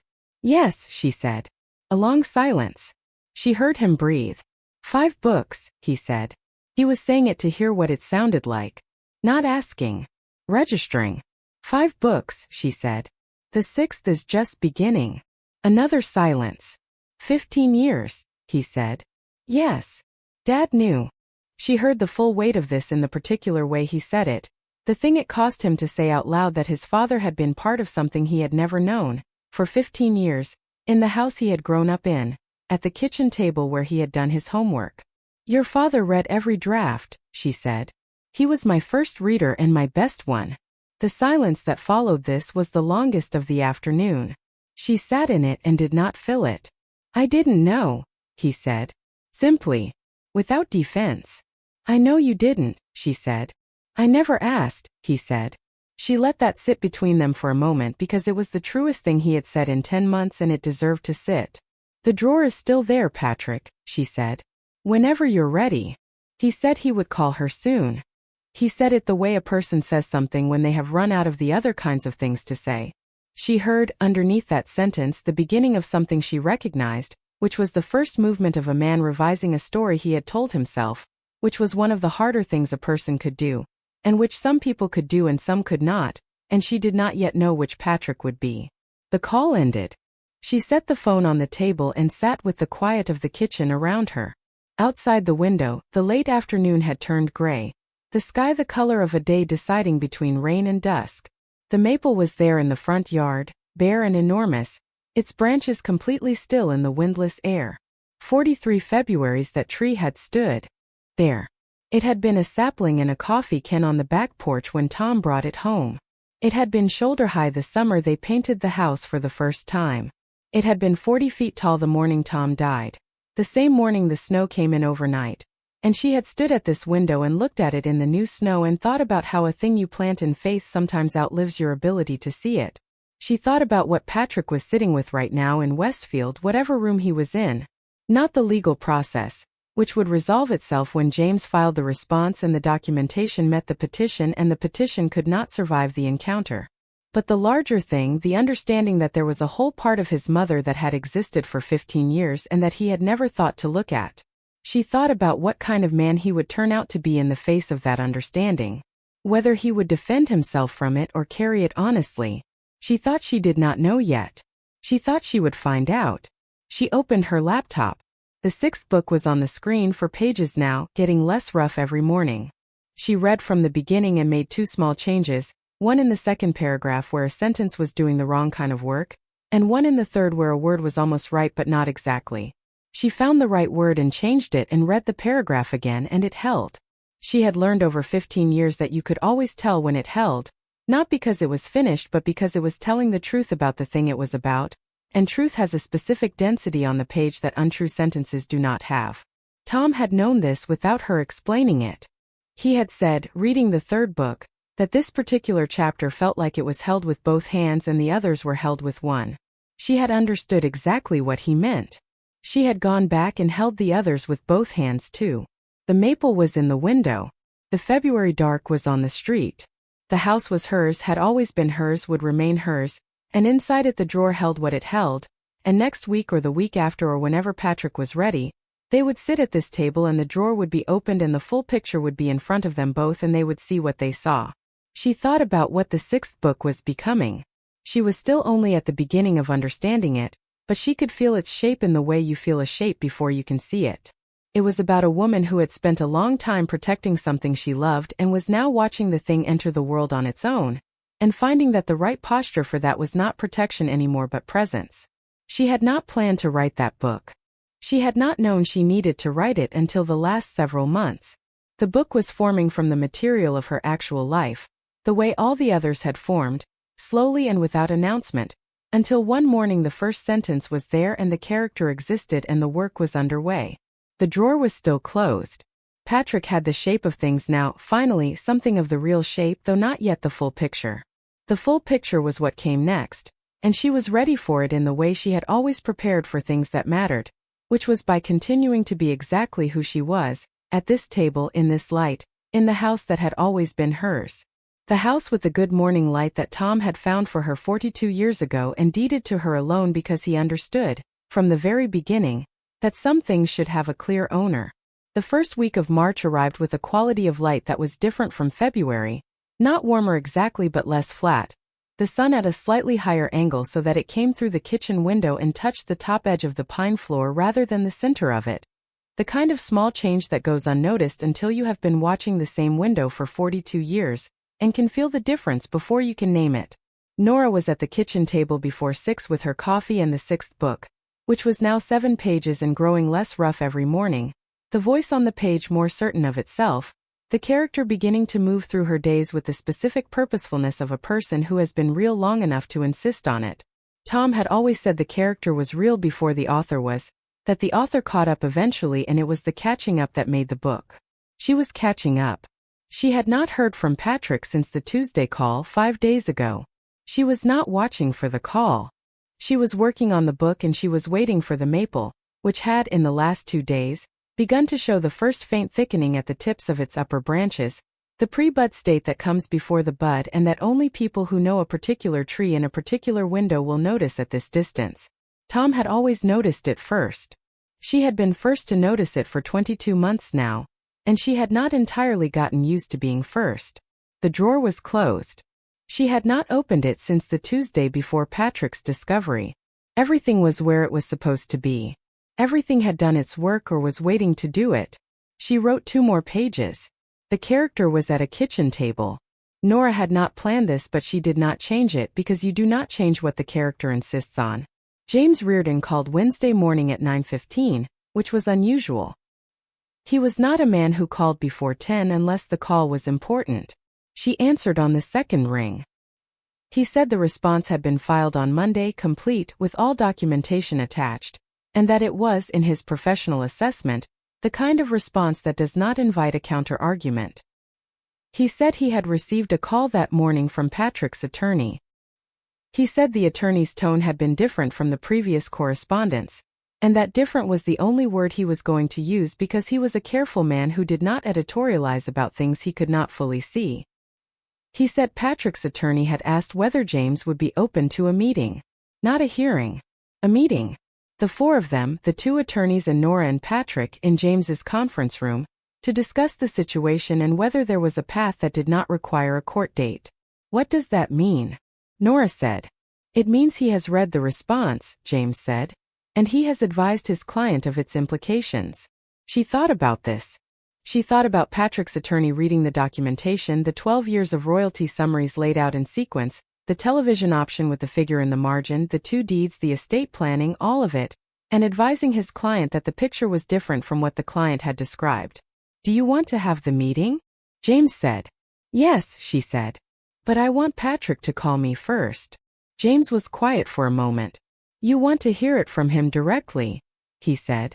I want to know he understands what he's asking for, she said. A meeting isn't enough. He needs to understand what the meeting is about. James said he would convey this to the attorney, and that the attorney would convey it to Patrick. He said he expected to hear back by the end of the week. She set the phone down and looked at the window. The maple was there in the March morning, the faint thickening at the branch tips more visible now than it had been 2 days ago. Things were moving in the direction they moved in March, slowly and without announcement, ahead of the warmth that would give them permission to be fully visible. Patrick called Thursday evening. Not through his attorney. Not with a question about documentation. He called her number from his own phone at 7 in the evening and she answered and he said, Mom, can I come on Saturday? Yes, she said. A pause. I want to understand, he said. Not the legal situation. I want to understand all of it. I want to see the drawer. She thought about how to answer this. He had said he wanted to see it. Not that he needed to review it, not that his attorney had advised him to, not that it was relevant to a legal process. He had said he wanted to understand. Come at 10, she said. Thank you, he said. He said it the way you say something when you mean it more than the word alone usually carries. She asked if Sandra was coming. A pause. No, he said. Just me. After they hung up, she sat at the table for a while with the phone in front of her, and thought about the difference between the Saturday in February when Patrick had arrived with his folder and the Saturday that was coming, for days away, when he would arrive without one. She thought about what it cost a man of 43, who had been certain for 10 months to make a call like the one she had just received. She did not want to minimize that cost. She did not want to make more of it than it was either. It was the right thing done, and the right thing done was simply the right thing done, not a miracle or a reversal, just the beginning of the thing being handled in the right direction. She went to the shed after the call and sat in Tom's chair for 20 minutes. She did not think about anything specific. She just sat in the space he had built and let it be what it was. He arrived at 10. She heard the car and looked out the window and he came up the stone path without the folder, without Sandra, without the particular posture of a man who has prepared a presentation. He was wearing the same coat he had worn to every Saturday in the last 10 months, but it hung on him differently, the way a coat hangs differently on a person who is not bringing anything with them. She opened the door. He kissed her cheek and came inside. In the kitchen, he did not stand at the window. He sat at the table, across from the chair she always sat in, which was where he had sat since he was 8 years old and did his homework here, and where he had sat as an adult on every visit since. He sat the way he had sat as a child, with his hands flat on the table in front of him and his attention on her. She made coffee. She set it on the table between them. She did not make coffee cake this time. This was a different kind of visit. Okay, she said. Okay, he said. They looked at each other for a moment with nothing arranged between them. No folder, no brochures, no comparison documents, no legal language. Just the kitchen table and the morning light and two people who had been circling a distance for 10 months and were now sitting close enough to reach across it. She reached across it. She opened the kitchen drawer. She did not take everything out at once. She took each item out separately and set it on the table between them, in the order she had organized it. First, the royalty statement. For pages, the most recent quarterly report from the publisher, dates and figures, and at the bottom, the net payment deposited to her account. She set it in front of him and let him read it. He read it slowly. She watched his face. He was not performing a response. He was actually reading the way he had always been a genuine reader when he was young, before the years had trained him to skim for conclusions rather than read for understanding. He read the figure at the bottom. He read the date. He looked at the publisher's name in the header, which meant nothing to him, and then he looked at her. "This is quarterly," he said. "Yes," she said. "This is 1/4. "Yes." He set the statement down carefully, as though the paper itself required care. She understood the gesture. When you read something that changes the shape of what you thought you knew, you handle the paper differently. You set it down with a precision that has nothing to do with the paper itself. He looked at the publisher's name again. A.V. Sable, he said. "My pen name," she said. "Tom suggested it. We came up with it at this table over a bottle of wine, the same week I got the acceptance call." "You got an acceptance call," he said. He was saying it the way you say something when the event it describes is simultaneously obvious and impossible to have been real. "Margot called," she said. I wrote down what she said in the notebook I was using for the book. I still have the notebook. He looked at the royalty statement again. 12 years, he said.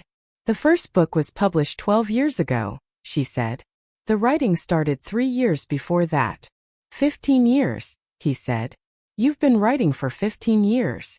At this table," she said. "Before 6 most mornings. While you were in Westfield. While the children were growing up. While your father was alive and after he died." He looked at the table.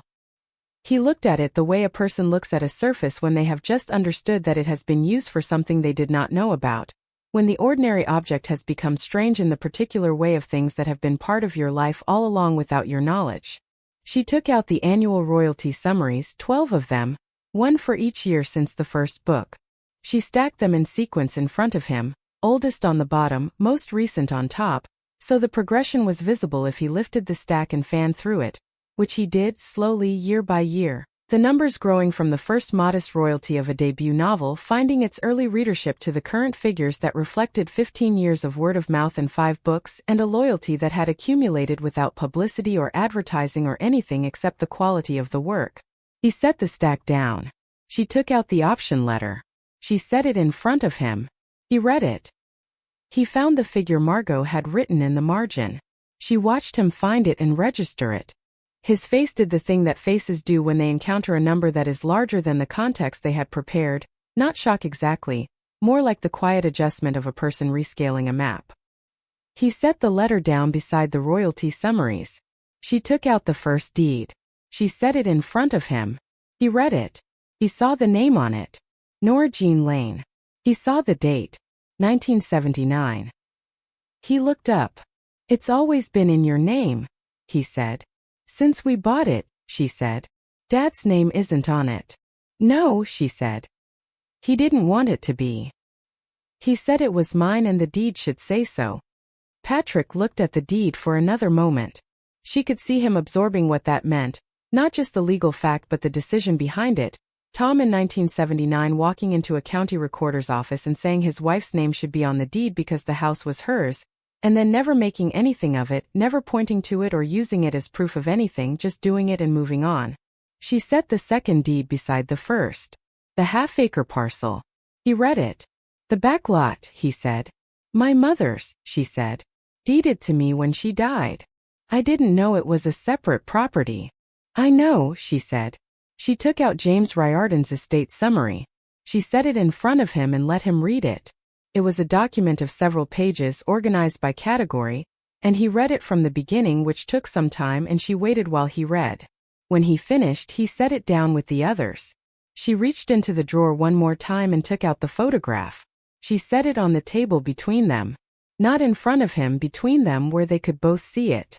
Tom at this same kitchen table, the first published copy of the first AV. Sable novel open in front of him, his face in the full, complete happiness of a man who has been waiting a long time to be proud of something and is now finally being allowed to be. The flannel shirt. The coffee cup at his elbow. The October maple just visible through the window behind him, in its copper color. Patrick looked at the photograph. He looked at it for a long time. She let him. She watched her son look at his father's face in that photograph. His father at this table with a book he had known about for years and never told anyone about because it was Nora's to tell. And she watched the understanding move across Patrick's face the way weather moves across open ground, visible before it arrives, changing everything it touches. He did not say anything for a while. She did not fill the silence. This was one of the things she had learned in 15 years of writing, that silence had its own weight and its own function, and the most damaging thing you could do to it was fill it before it had finished what it was doing. The kitchen was quiet. The April morning was outside the window, the maple in the first full flush of its new green. The light moved through the leaves in the small wind and made the moving light on the floor. Patrick looked at the photograph of his father. She watched him see Tom the way she had always seen Tom, which was the way you see someone you have loved completely and clearly for a long time. Every part of them in full view, the goodness and the particular limitations and the specific and irreplaceable way they move through the world. She watched her son see his father at this table, young 50-something, in a flannel shirt with his coffee, grinning at the camera with a book open in front of him that he had been reading in draft form for years and was now holding in its published form for the first time. And she watched the understanding of what that meant move across Patrick's face. Tom had known about this for 15 years. Tom had read every word. Tom had kept it because it was hers. And Tom had never said a single word to anyone, not to Patrick or to Claire or to a friend or to anyone at all, because that was what you did with something that belonged to someone else. You kept it, and you were grateful to have been trusted with it, and you held it in the right way. When he did say something, his voice was quieter than it had been in the whole 10 months. "He was so proud of you," he said. "Yes," she said. "This whole time." He touched the edge of the photograph without lifting it. He had this the whole time and he never. He understood what it meant to keep something, she said. He understood that it was mine to share or not to share, and that was enough for him. Patrick looked at the photograph a while longer. Then he looked at the table, at everything laid out on it, the royalties and the option and the deeds and his father's face. "I didn't know any of this," he said. "I know," she said. What followed was not an argument and not an apology exactly, though it contained the material of both. It was a conversation between two people who had known each other for 43 years and had spent 10 months talking around each other and were now, finally, in the same room saying the actual things. Patrick said he had believed she was struggling. He said he had seen what he had seen after his father died, which was a woman in a house that was more than she could manage, and he had assembled what he thought was the evidence and he had tried to help. She said she understood that. He said he had not asked her whether she was struggling. He had decided she was and built the case from there. She said yes. He said, "Why didn't you just tell me? About the books. About all of it." She thought about how to answer this honestly. "Because it was mine," she said. "It had been mine since before you knew about it, and I wasn't ready to make it something the family weighed in on." She paused. "And because you never asked Patrick. In 10 months of weekly calls and Saturday visits and folders and attorneys, you never once asked me what my life looked like from the inside." He was quiet. "You asked me what I needed," she said. "You didn't ask me what I had." He looked at his hands. "I thought I knew what you had," he said. "I thought I knew what the situation was." "I know you did," she said. "That's the thing. You were so certain that you didn't need to look." He sat with this for a long time. She let him sit with it. She had waited 10 months. She could wait.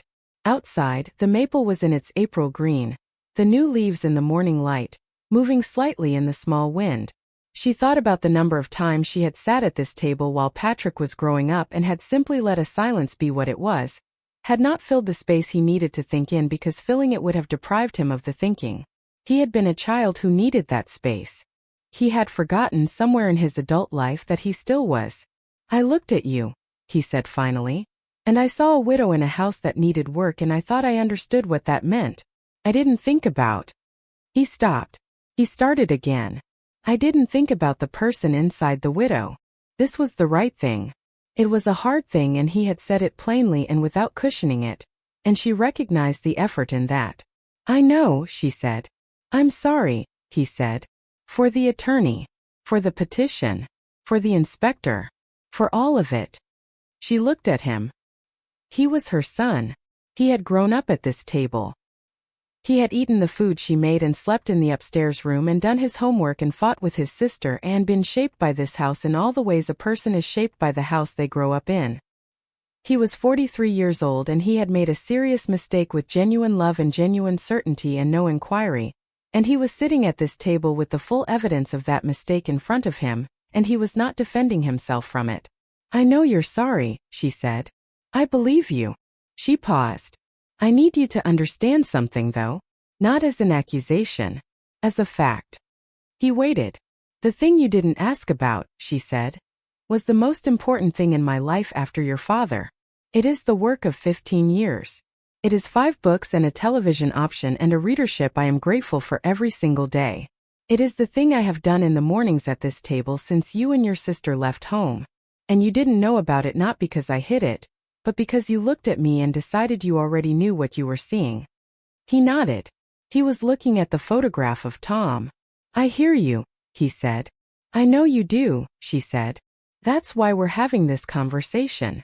They sat together at the table for another hour. It was not an easy hour. It was an honest one, which is better than easy and harder to find. She told him about Margot in the early years and the slow building of the readership in the 5th book and the call that had come 2 months ago. He listened without interrupting, the way he had listened as a child when something genuinely held his attention, which had always been the sign that he was taking something seriously. She told him about Tom reading the drafts, about the mornings, about the name of Sable, and how they had come to it over wine at this table. He listened to all of it. When she was done, he said, I want to read them. Start with the first one, she said. Claire has already downloaded them all. Emma is finished with the first. He looked up at this. Emma knows. Emma found them on the shelf, she said. She's 16 and she pays attention to things. He sat with this for a moment. His 16-year-old daughter had found the books on the shelf. His daughter had connected what she saw to what she knew about her grandmother, and had made the right call. His daughter had known before he did. She's a better observer than I am, he said. She asks questions, Nora said. It's related. He almost smiled. It was the first time in 10 months that she had seen something close to the old lightness in his face, the lightness that had always been there when he stopped being certain long enough to find it funny that he had been certain. James called Tuesday morning. He said Patrick's attorney had filed to withdraw the guardianship petition on Monday.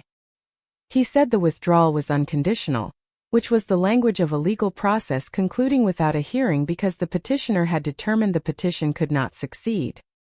He said he had noted formally in the court record that the documentation submitted in response to the petition had been complete, professionally organized, and that the petition had been initiated without evidentiary basis. He said this notation was part of the public record. Is there anything further? Nora said. No, James said. From a legal standpoint, this is complete. She thanked him. He said she was welcome, and that he hoped she would let him know when the television adaptation was announced publicly, because he would very much like to watch whatever it became. He said it lightly, not as flattery but as the honest statement of a man who had read the documentation of a 15-year career, and had a genuine opinion about its value. She thought of all the time she had needed an attorney and been glad to have one who was thorough, and who listened before he spoke, and who did not confuse efficiency with care. She said she would let him know. She said it was good work and she meant it, and he said the same about the documentation she had brought him, and they ended the call in the mutual recognition of 2 professionals who had handled something correctly and knew it. She set the phone down. She sat at the table with her coffee and the morning light and thought about the word complete. The legal situation was complete. The 10 months of folders and inspectors and letters and a petition filed in a county court were complete. The response James had submitted to that petition was now in the court record, organized and documented and permanent, which was where the truth of a thing belonged, in a form that did not require anyone's willingness to acknowledge it. Patrick might have withdrawn the petition. The record of what it had encountered remained. She did not feel triumph about this. She felt something more like relief, which was quieter and more useful. The relief of a thing being over in the right way, not just over but resolved, the ending not ambiguous but clear. The petition had been without merit. The documentation had established that. The court record said so. That was enough. She did not need more than that. She thought about what Tom would have said about the word merit. He had used it sometimes about the county projects when a bridge design was sound or a drainage solution was right. He would say it has merit, meaning it would hold, meaning it would do what it was meant to do. The response to the petition had merit. It had held. That was the right word, and she was glad James had used it. The legal situation was complete. The 10 months of folders and inspectors and letters about capacity were complete. The petition that had used the word capacity as a weapon was now withdrawn from a court record, and what remained in the court record was James's response, which had said, in the organized and specific language of legal documentation, who Nora Laine actually was. That felt right. It felt like the right document to have in a public record. She opened her laptop and wrote 3 more pages of the 6th book. Emma came on a Saturday in the middle of March, the way she came when she came on her own, with her jacket and her particular directness, the knock-and-come-in manner of a person who has been coming to this house since she was small enough that the doorknob was difficult. She was 16 and she had finished the first A.V. Sable novel in 4 days, and she brought it back to the shelf where she had found it. She sat at the kitchen table across from Nora and they had coffee, Emma's with considerably more milk than Nora's, and Emma set the book on the table between them and looked at it for a moment before she said anything. "It's really good," she said. "Thank you," Nora said. "I mean it. It's not good the way I thought it would be, like impressive that you wrote it. It's good the way books are good when they're about something real." She looked at the cover. The main character. The way she moves through rooms. You know how she's always aware of exactly where she is in a room and where everyone else is. I kept thinking that was you. "Parts of it," Nora said. "Which parts?" Emma said. Nora thought about this. "The attention," she said. "The way of noticing where people are and what they're holding. That's mine.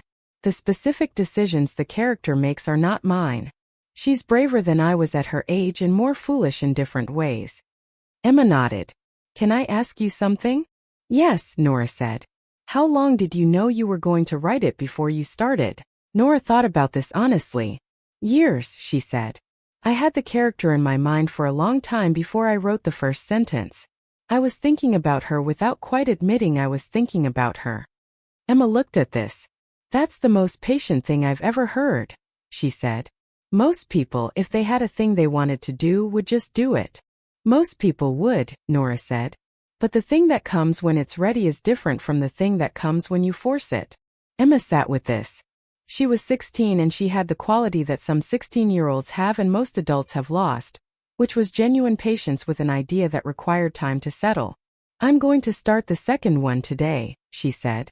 "Take your time," Nora said. "I know," Emma said. "But I don't want to." She picked up the book and looked at the cover. There was something in the way she held it that Nora recognized, not from watching Emma but from watching Tom, the way he held the pages of a book he was inside of and did not want to leave. It was the same gesture 50 years apart, the book held the way you hold something you are not finished with. "Can I ask you something else?" Emma said. "Yes," Nora said. "Did you know it was good? When you were writing it the first time. Did you know?" Nora thought about this. "I knew when it was true," she said. "That's the closest I can get. I knew when a sentence was telling the truth about the thing it was about. Whether that made it good in the way other people would find it good, I didn't know that until later. But the truth part, yes. I could feel when that was there." Emma nodded slowly. "I think that's how I want to write someday," she said. "If I write. Not good writing. True writing." "That's the harder one," Nora said. "But it's the right one." "Dad read the first chapter last night," Emma said. "He texted me at 10:30 to say he couldn't stop." Nora looked at her granddaughter. "Good," she said. Claire called Sunday evening with the particular voice of someone who has finished something important and is still inside the feeling of it. She had finished the 5th book that morning, she said. She had read all 5 in the 3 weeks since she had taken the first one from the hallway shelf. She said. The 5th one. Nora waited. There's a chapter in the middle, Claire said. The one where the main character goes back to the house she grew up in and the house has been sold and someone else is in it, and she stands on the sidewalk and she can't go in. You know the one. I know it, Nora said. I have read a lot of books, Claire said. I teach books. I know how it works. And I am telling you that I read that chapter twice and then I sat with it for an hour and then I called Marco and read it to him. A pause. He cried. He's a good reader, Nora said. He is, Claire said. Mom. A pause. You have been sitting at that kitchen table writing things of this quality for 15 years. And we have been living our lives without knowing. You have been living your lives, Nora said. That's what I wanted. I know, Claire said. I understand it. I even think it was right.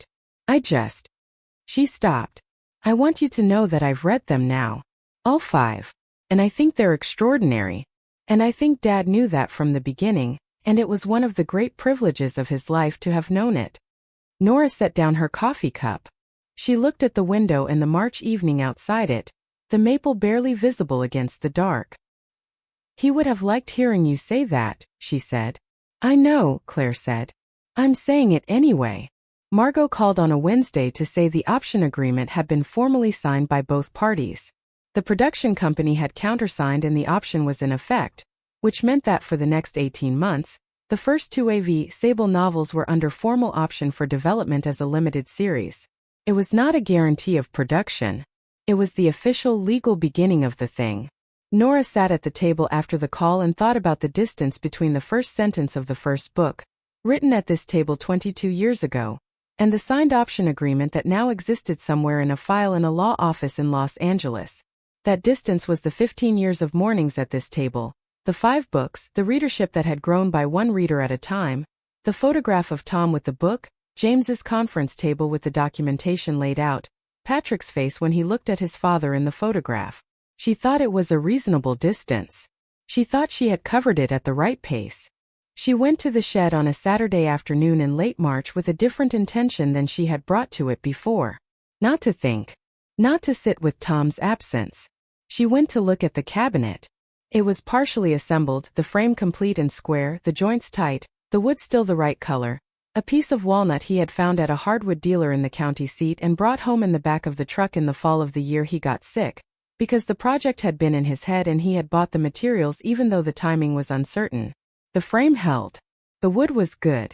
What remained was the fitting of the door panels, which were cut and stacked against the bench wall, and the installation of the hardware and the finishing. She stood in front of it for a long time. She thought about what Tom would have said about leaving it. He would have said nothing because Tom did not have opinions about what she did with the shed, which was hers to use as she wanted. But she knew what he would have felt, which was that an unfinished thing is a question waiting to be answered, and the answer was always to finish it. She stood in the shed in the late March afternoon with her hands in her coat pockets and thought about what Tom would have said about the cabinet standing there unfinished, about the walnut panels stacked against the bench wall, about the hardware still in its paper bag on the shelf. He would not have said anything. Tom did not have opinions about what she did with things that were now hers to do with. But she knew what he would have felt, the way after 41 years you know what a person would have felt even when they are not there to feel it, and what he would have felt was the particular restlessness of a craftsman in the presence of an unfinished thing, the restlessness that says, this is not done yet, and done is the right state for it. She went inside and called Del Soward, who was a cabinet maker she had met through the Historical Society and who had offered, when Tom died, to come by if she ever needed anything done in the house. She had not called him then. She called him now. She said she had an unfinished walnut cabinet in a shed in the backyard, and she wanted it finished. She said the frame was complete and the materials were there, and it had been her husband's project and she would like it finished right. Del Soward said he could come on Thursday. He said he would need to see the piece before he could say how long it would take. She said that was fine. She went back to the shed and looked at the cabinet again. The frame that Tom had built was square and tight, exactly as he had always built things. The wood was good. Whatever Del Soward found to do with it, he would be building on a solid foundation, and the cabinet would be right when it was done because the start of it was right, And a start that is right gives everything that comes after it the best possible chance. She thought. That is the whole story, really. A start that is right. Dot came over Saturday afternoon as she had come over every Saturday for 23 years, with her coffee cup and her attention and the easy companionship of someone who knew the house as well as she knew her own, having been in it in every season and through every event that had required it. She sat across from Nora and they talked about the last several weeks the way they talked about everything, which was directly and without sentiment, though sentiment was always present underneath. Nora told her about Patrick's Saturday, about the drawer and the photograph, about the conversation that had lasted an hour and ended differently than every conversation that had preceded it.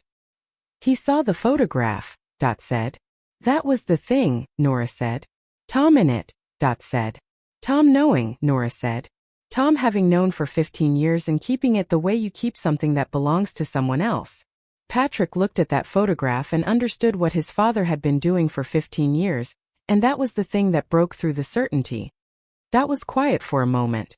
Outside, the last Saturday of March was doing what March does at the end, which is begin to look like April without committing to it, the light slightly warmer, the yard slightly less gray, the maple beginning to open at its upper branches with the tentative, testing quality of something that has been waiting and has finally decided the conditions are right. Tom would have been patient about this whole thing, Dot said. Even the hard parts. He would have, Nora agreed. He would have trusted you to manage it, Dot said. He always did, Nora said. That was the thing about Tom. He trusted me to manage things and he trusted himself to be there when I needed something to lean on. He didn't confuse the two. Dot drank her coffee and looked at the maple. Ray was the same way, she said. The ones who are actually useful never need to announce it. They sat together in the Saturday kitchen in the late March light. Outside, the March afternoon was doing what it did at the end of the month, considering whether to be April without quite deciding. The maple was there in the yard, further along than last week. Dot looked at the photograph on the shelf. Tom at the kitchen table, the first book open, his face lit up. You put it out, Dot said. It belongs out, Nora said. Dot looked at it for a while. She had known Tom for 23 years. She had eaten at this table with him hundreds of times. She had watched him bring Nora coffee in the mornings without asking if she wanted it, which was a thing she had noticed and filed away as the particular kind of love that does not need to announce itself. He looks happy, Dot said. He was, Nora said. He was very happy that day. There was nothing further that needed to be said about any of it, which was the particular satisfaction of having done a hard thing correctly and arrived at the other side of it with the people you needed intact. April came to Archer Road the way it always came, incrementally and then all at once, the maple going from the tentative first thickening to the full green of new leaves over the course of 10 days that Nora photographed every morning from the kitchen window. It was the most she had photographed the maple since Tom died. One picture every morning at the same hour from the same position, so that when she lined them up in the folder she could see the exact progression, the exact day the first full leaves opened, which was a Wednesday early, the light still thin enough that the leaves were almost translucent, a color that existed for approximately 3 days in April before it deepened into the solid summer green. She was at the kitchen table before 6 on the April Wednesday when the first full leaves opened, with her coffee and the 6th book, which was now 19 pages and fully itself, the voice clear and the character moving through her days with the particular purposefulness of someone who knows where they are going even when they do not know the destination. Nora wrote 4 pages that morning, which was the most she had written in a single morning in several years, and when she stopped and looked up the window was full of the maple in its new green and the morning light was coming through the leaves and making the dappled light on the pine floor that did not happen in winter, the moving light of leaves in a small wind, and it turned the floor into something that was not the same floor it was in February, and was also exactly the same floor it had always been. The drawer was closed. She had taken Tom's photograph out of it and put it on the shelf in the hallway, between the 2nd and 3rd AV Sable novel, where it could be seen by anyone who came through the house. Not hidden in a drawer, not kept private, but there in the visible life of the house, which was where it belonged now that the privacy had served its purpose. The rest of the drawer's contents were with James or with Margot or in the upstairs filing cabinet where the work of the books lived. The drawer was not empty. It held now a flashlight and a roll of electrical tape, because Tom had always kept those things there and she had found, putting the photograph on the shelf and looking at the plain drawer, that she wanted that back. The practical things. The flashlight and the tape in the drawer where they had always been, where you could reach them without getting up from the table. The cabinet in the shed was finished. Del. Seward had come on 2 Thursdays, and the second Thursday he had stayed 4 hours, and when he left, the cabinet was complete. The walnut panels fitted and the hardware installed and the surface finished with the oil Tom had used on his woodworking, which she had found on the shelf above the bench. It stood in the shed against the wall, and it held the particular quality of a thing that has been built right, which is the quality of not drawing attention to itself but being entirely what it is. Patrick had read all 5 books. He had texted her after each one briefly, the texts getting longer as he went. After the 5th he had called. He had asked her what she was working on now. She had told him about the 6th, the opening pages, the character, the shape of it as she could see it so far. He had listened the way he had listened on the Saturday at the kitchen table, with his full attention and without preparing his next sentence while she was still talking. It was the best he had been at listening in many years. She thought grief could do that to some people, break the certainty open and let the hearing in. She had told him the 6th book was about a woman learning the difference between protecting something and releasing it, and why the 2nd was harder and more necessary. He had been quiet for a moment and then said he thought that sounded like the kind of book she would write. She had agreed. Emma was on the 4th book. She sent Nora a message every few days with a specific line she had found, the way people send things to each other when they want to say, here, this is what I mean. Nora saved the messages in a folder. She had not named anything sentimental. Claire called every Sunday. The calls were the same length they had always been, sometimes 20 minutes and sometimes an hour, and they talked about books and about her students and about Marco and about what was growing in the backyard and about Tom, because Tom came up naturally and often now in a way that was different from the first 2 years, less careful, less freighted, more like the way you talk about someone who is not there but whose presence is so settled in the shape of everything around you that they are in the conversation regardless. She took the photograph of Tom at the kitchen table, looked at it every day in the hallway where it sat between the 2nd and 3rd book. His face lit up with the happiness of a man who has been patient for a long time and has arrived at the right place. The maple in October behind him, through the kitchen window in its copper color. That was 42 years in this house. That was what was in the drawer, and what it had done when the drawer was finally opened. That was what it meant that the house had always been hers. She picked up her coffee. She looked at the new leaf maple in the window, the moving light on the floor.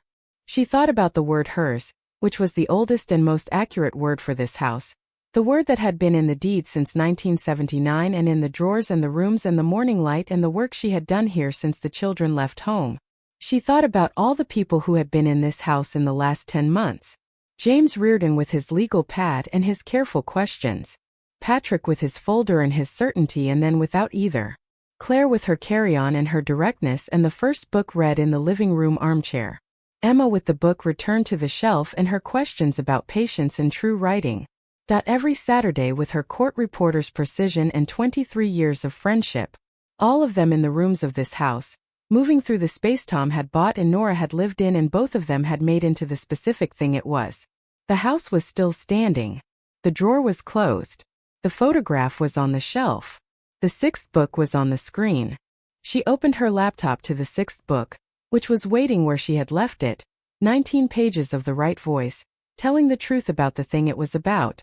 She wrote, "Stories like this remind us that starting over is terrifying. But it is always possible. If you or someone you love is facing a total reset right now, whether from a divorce, a loss, or a financial disaster, you need a plan. Scan the QR code on your screen or click the link below to get the Phoenix Blueprint for just $17. It gives you the exact steps you need to take in the first 48 hours, and a 90-day plan to get your independence back. Thank you for watching.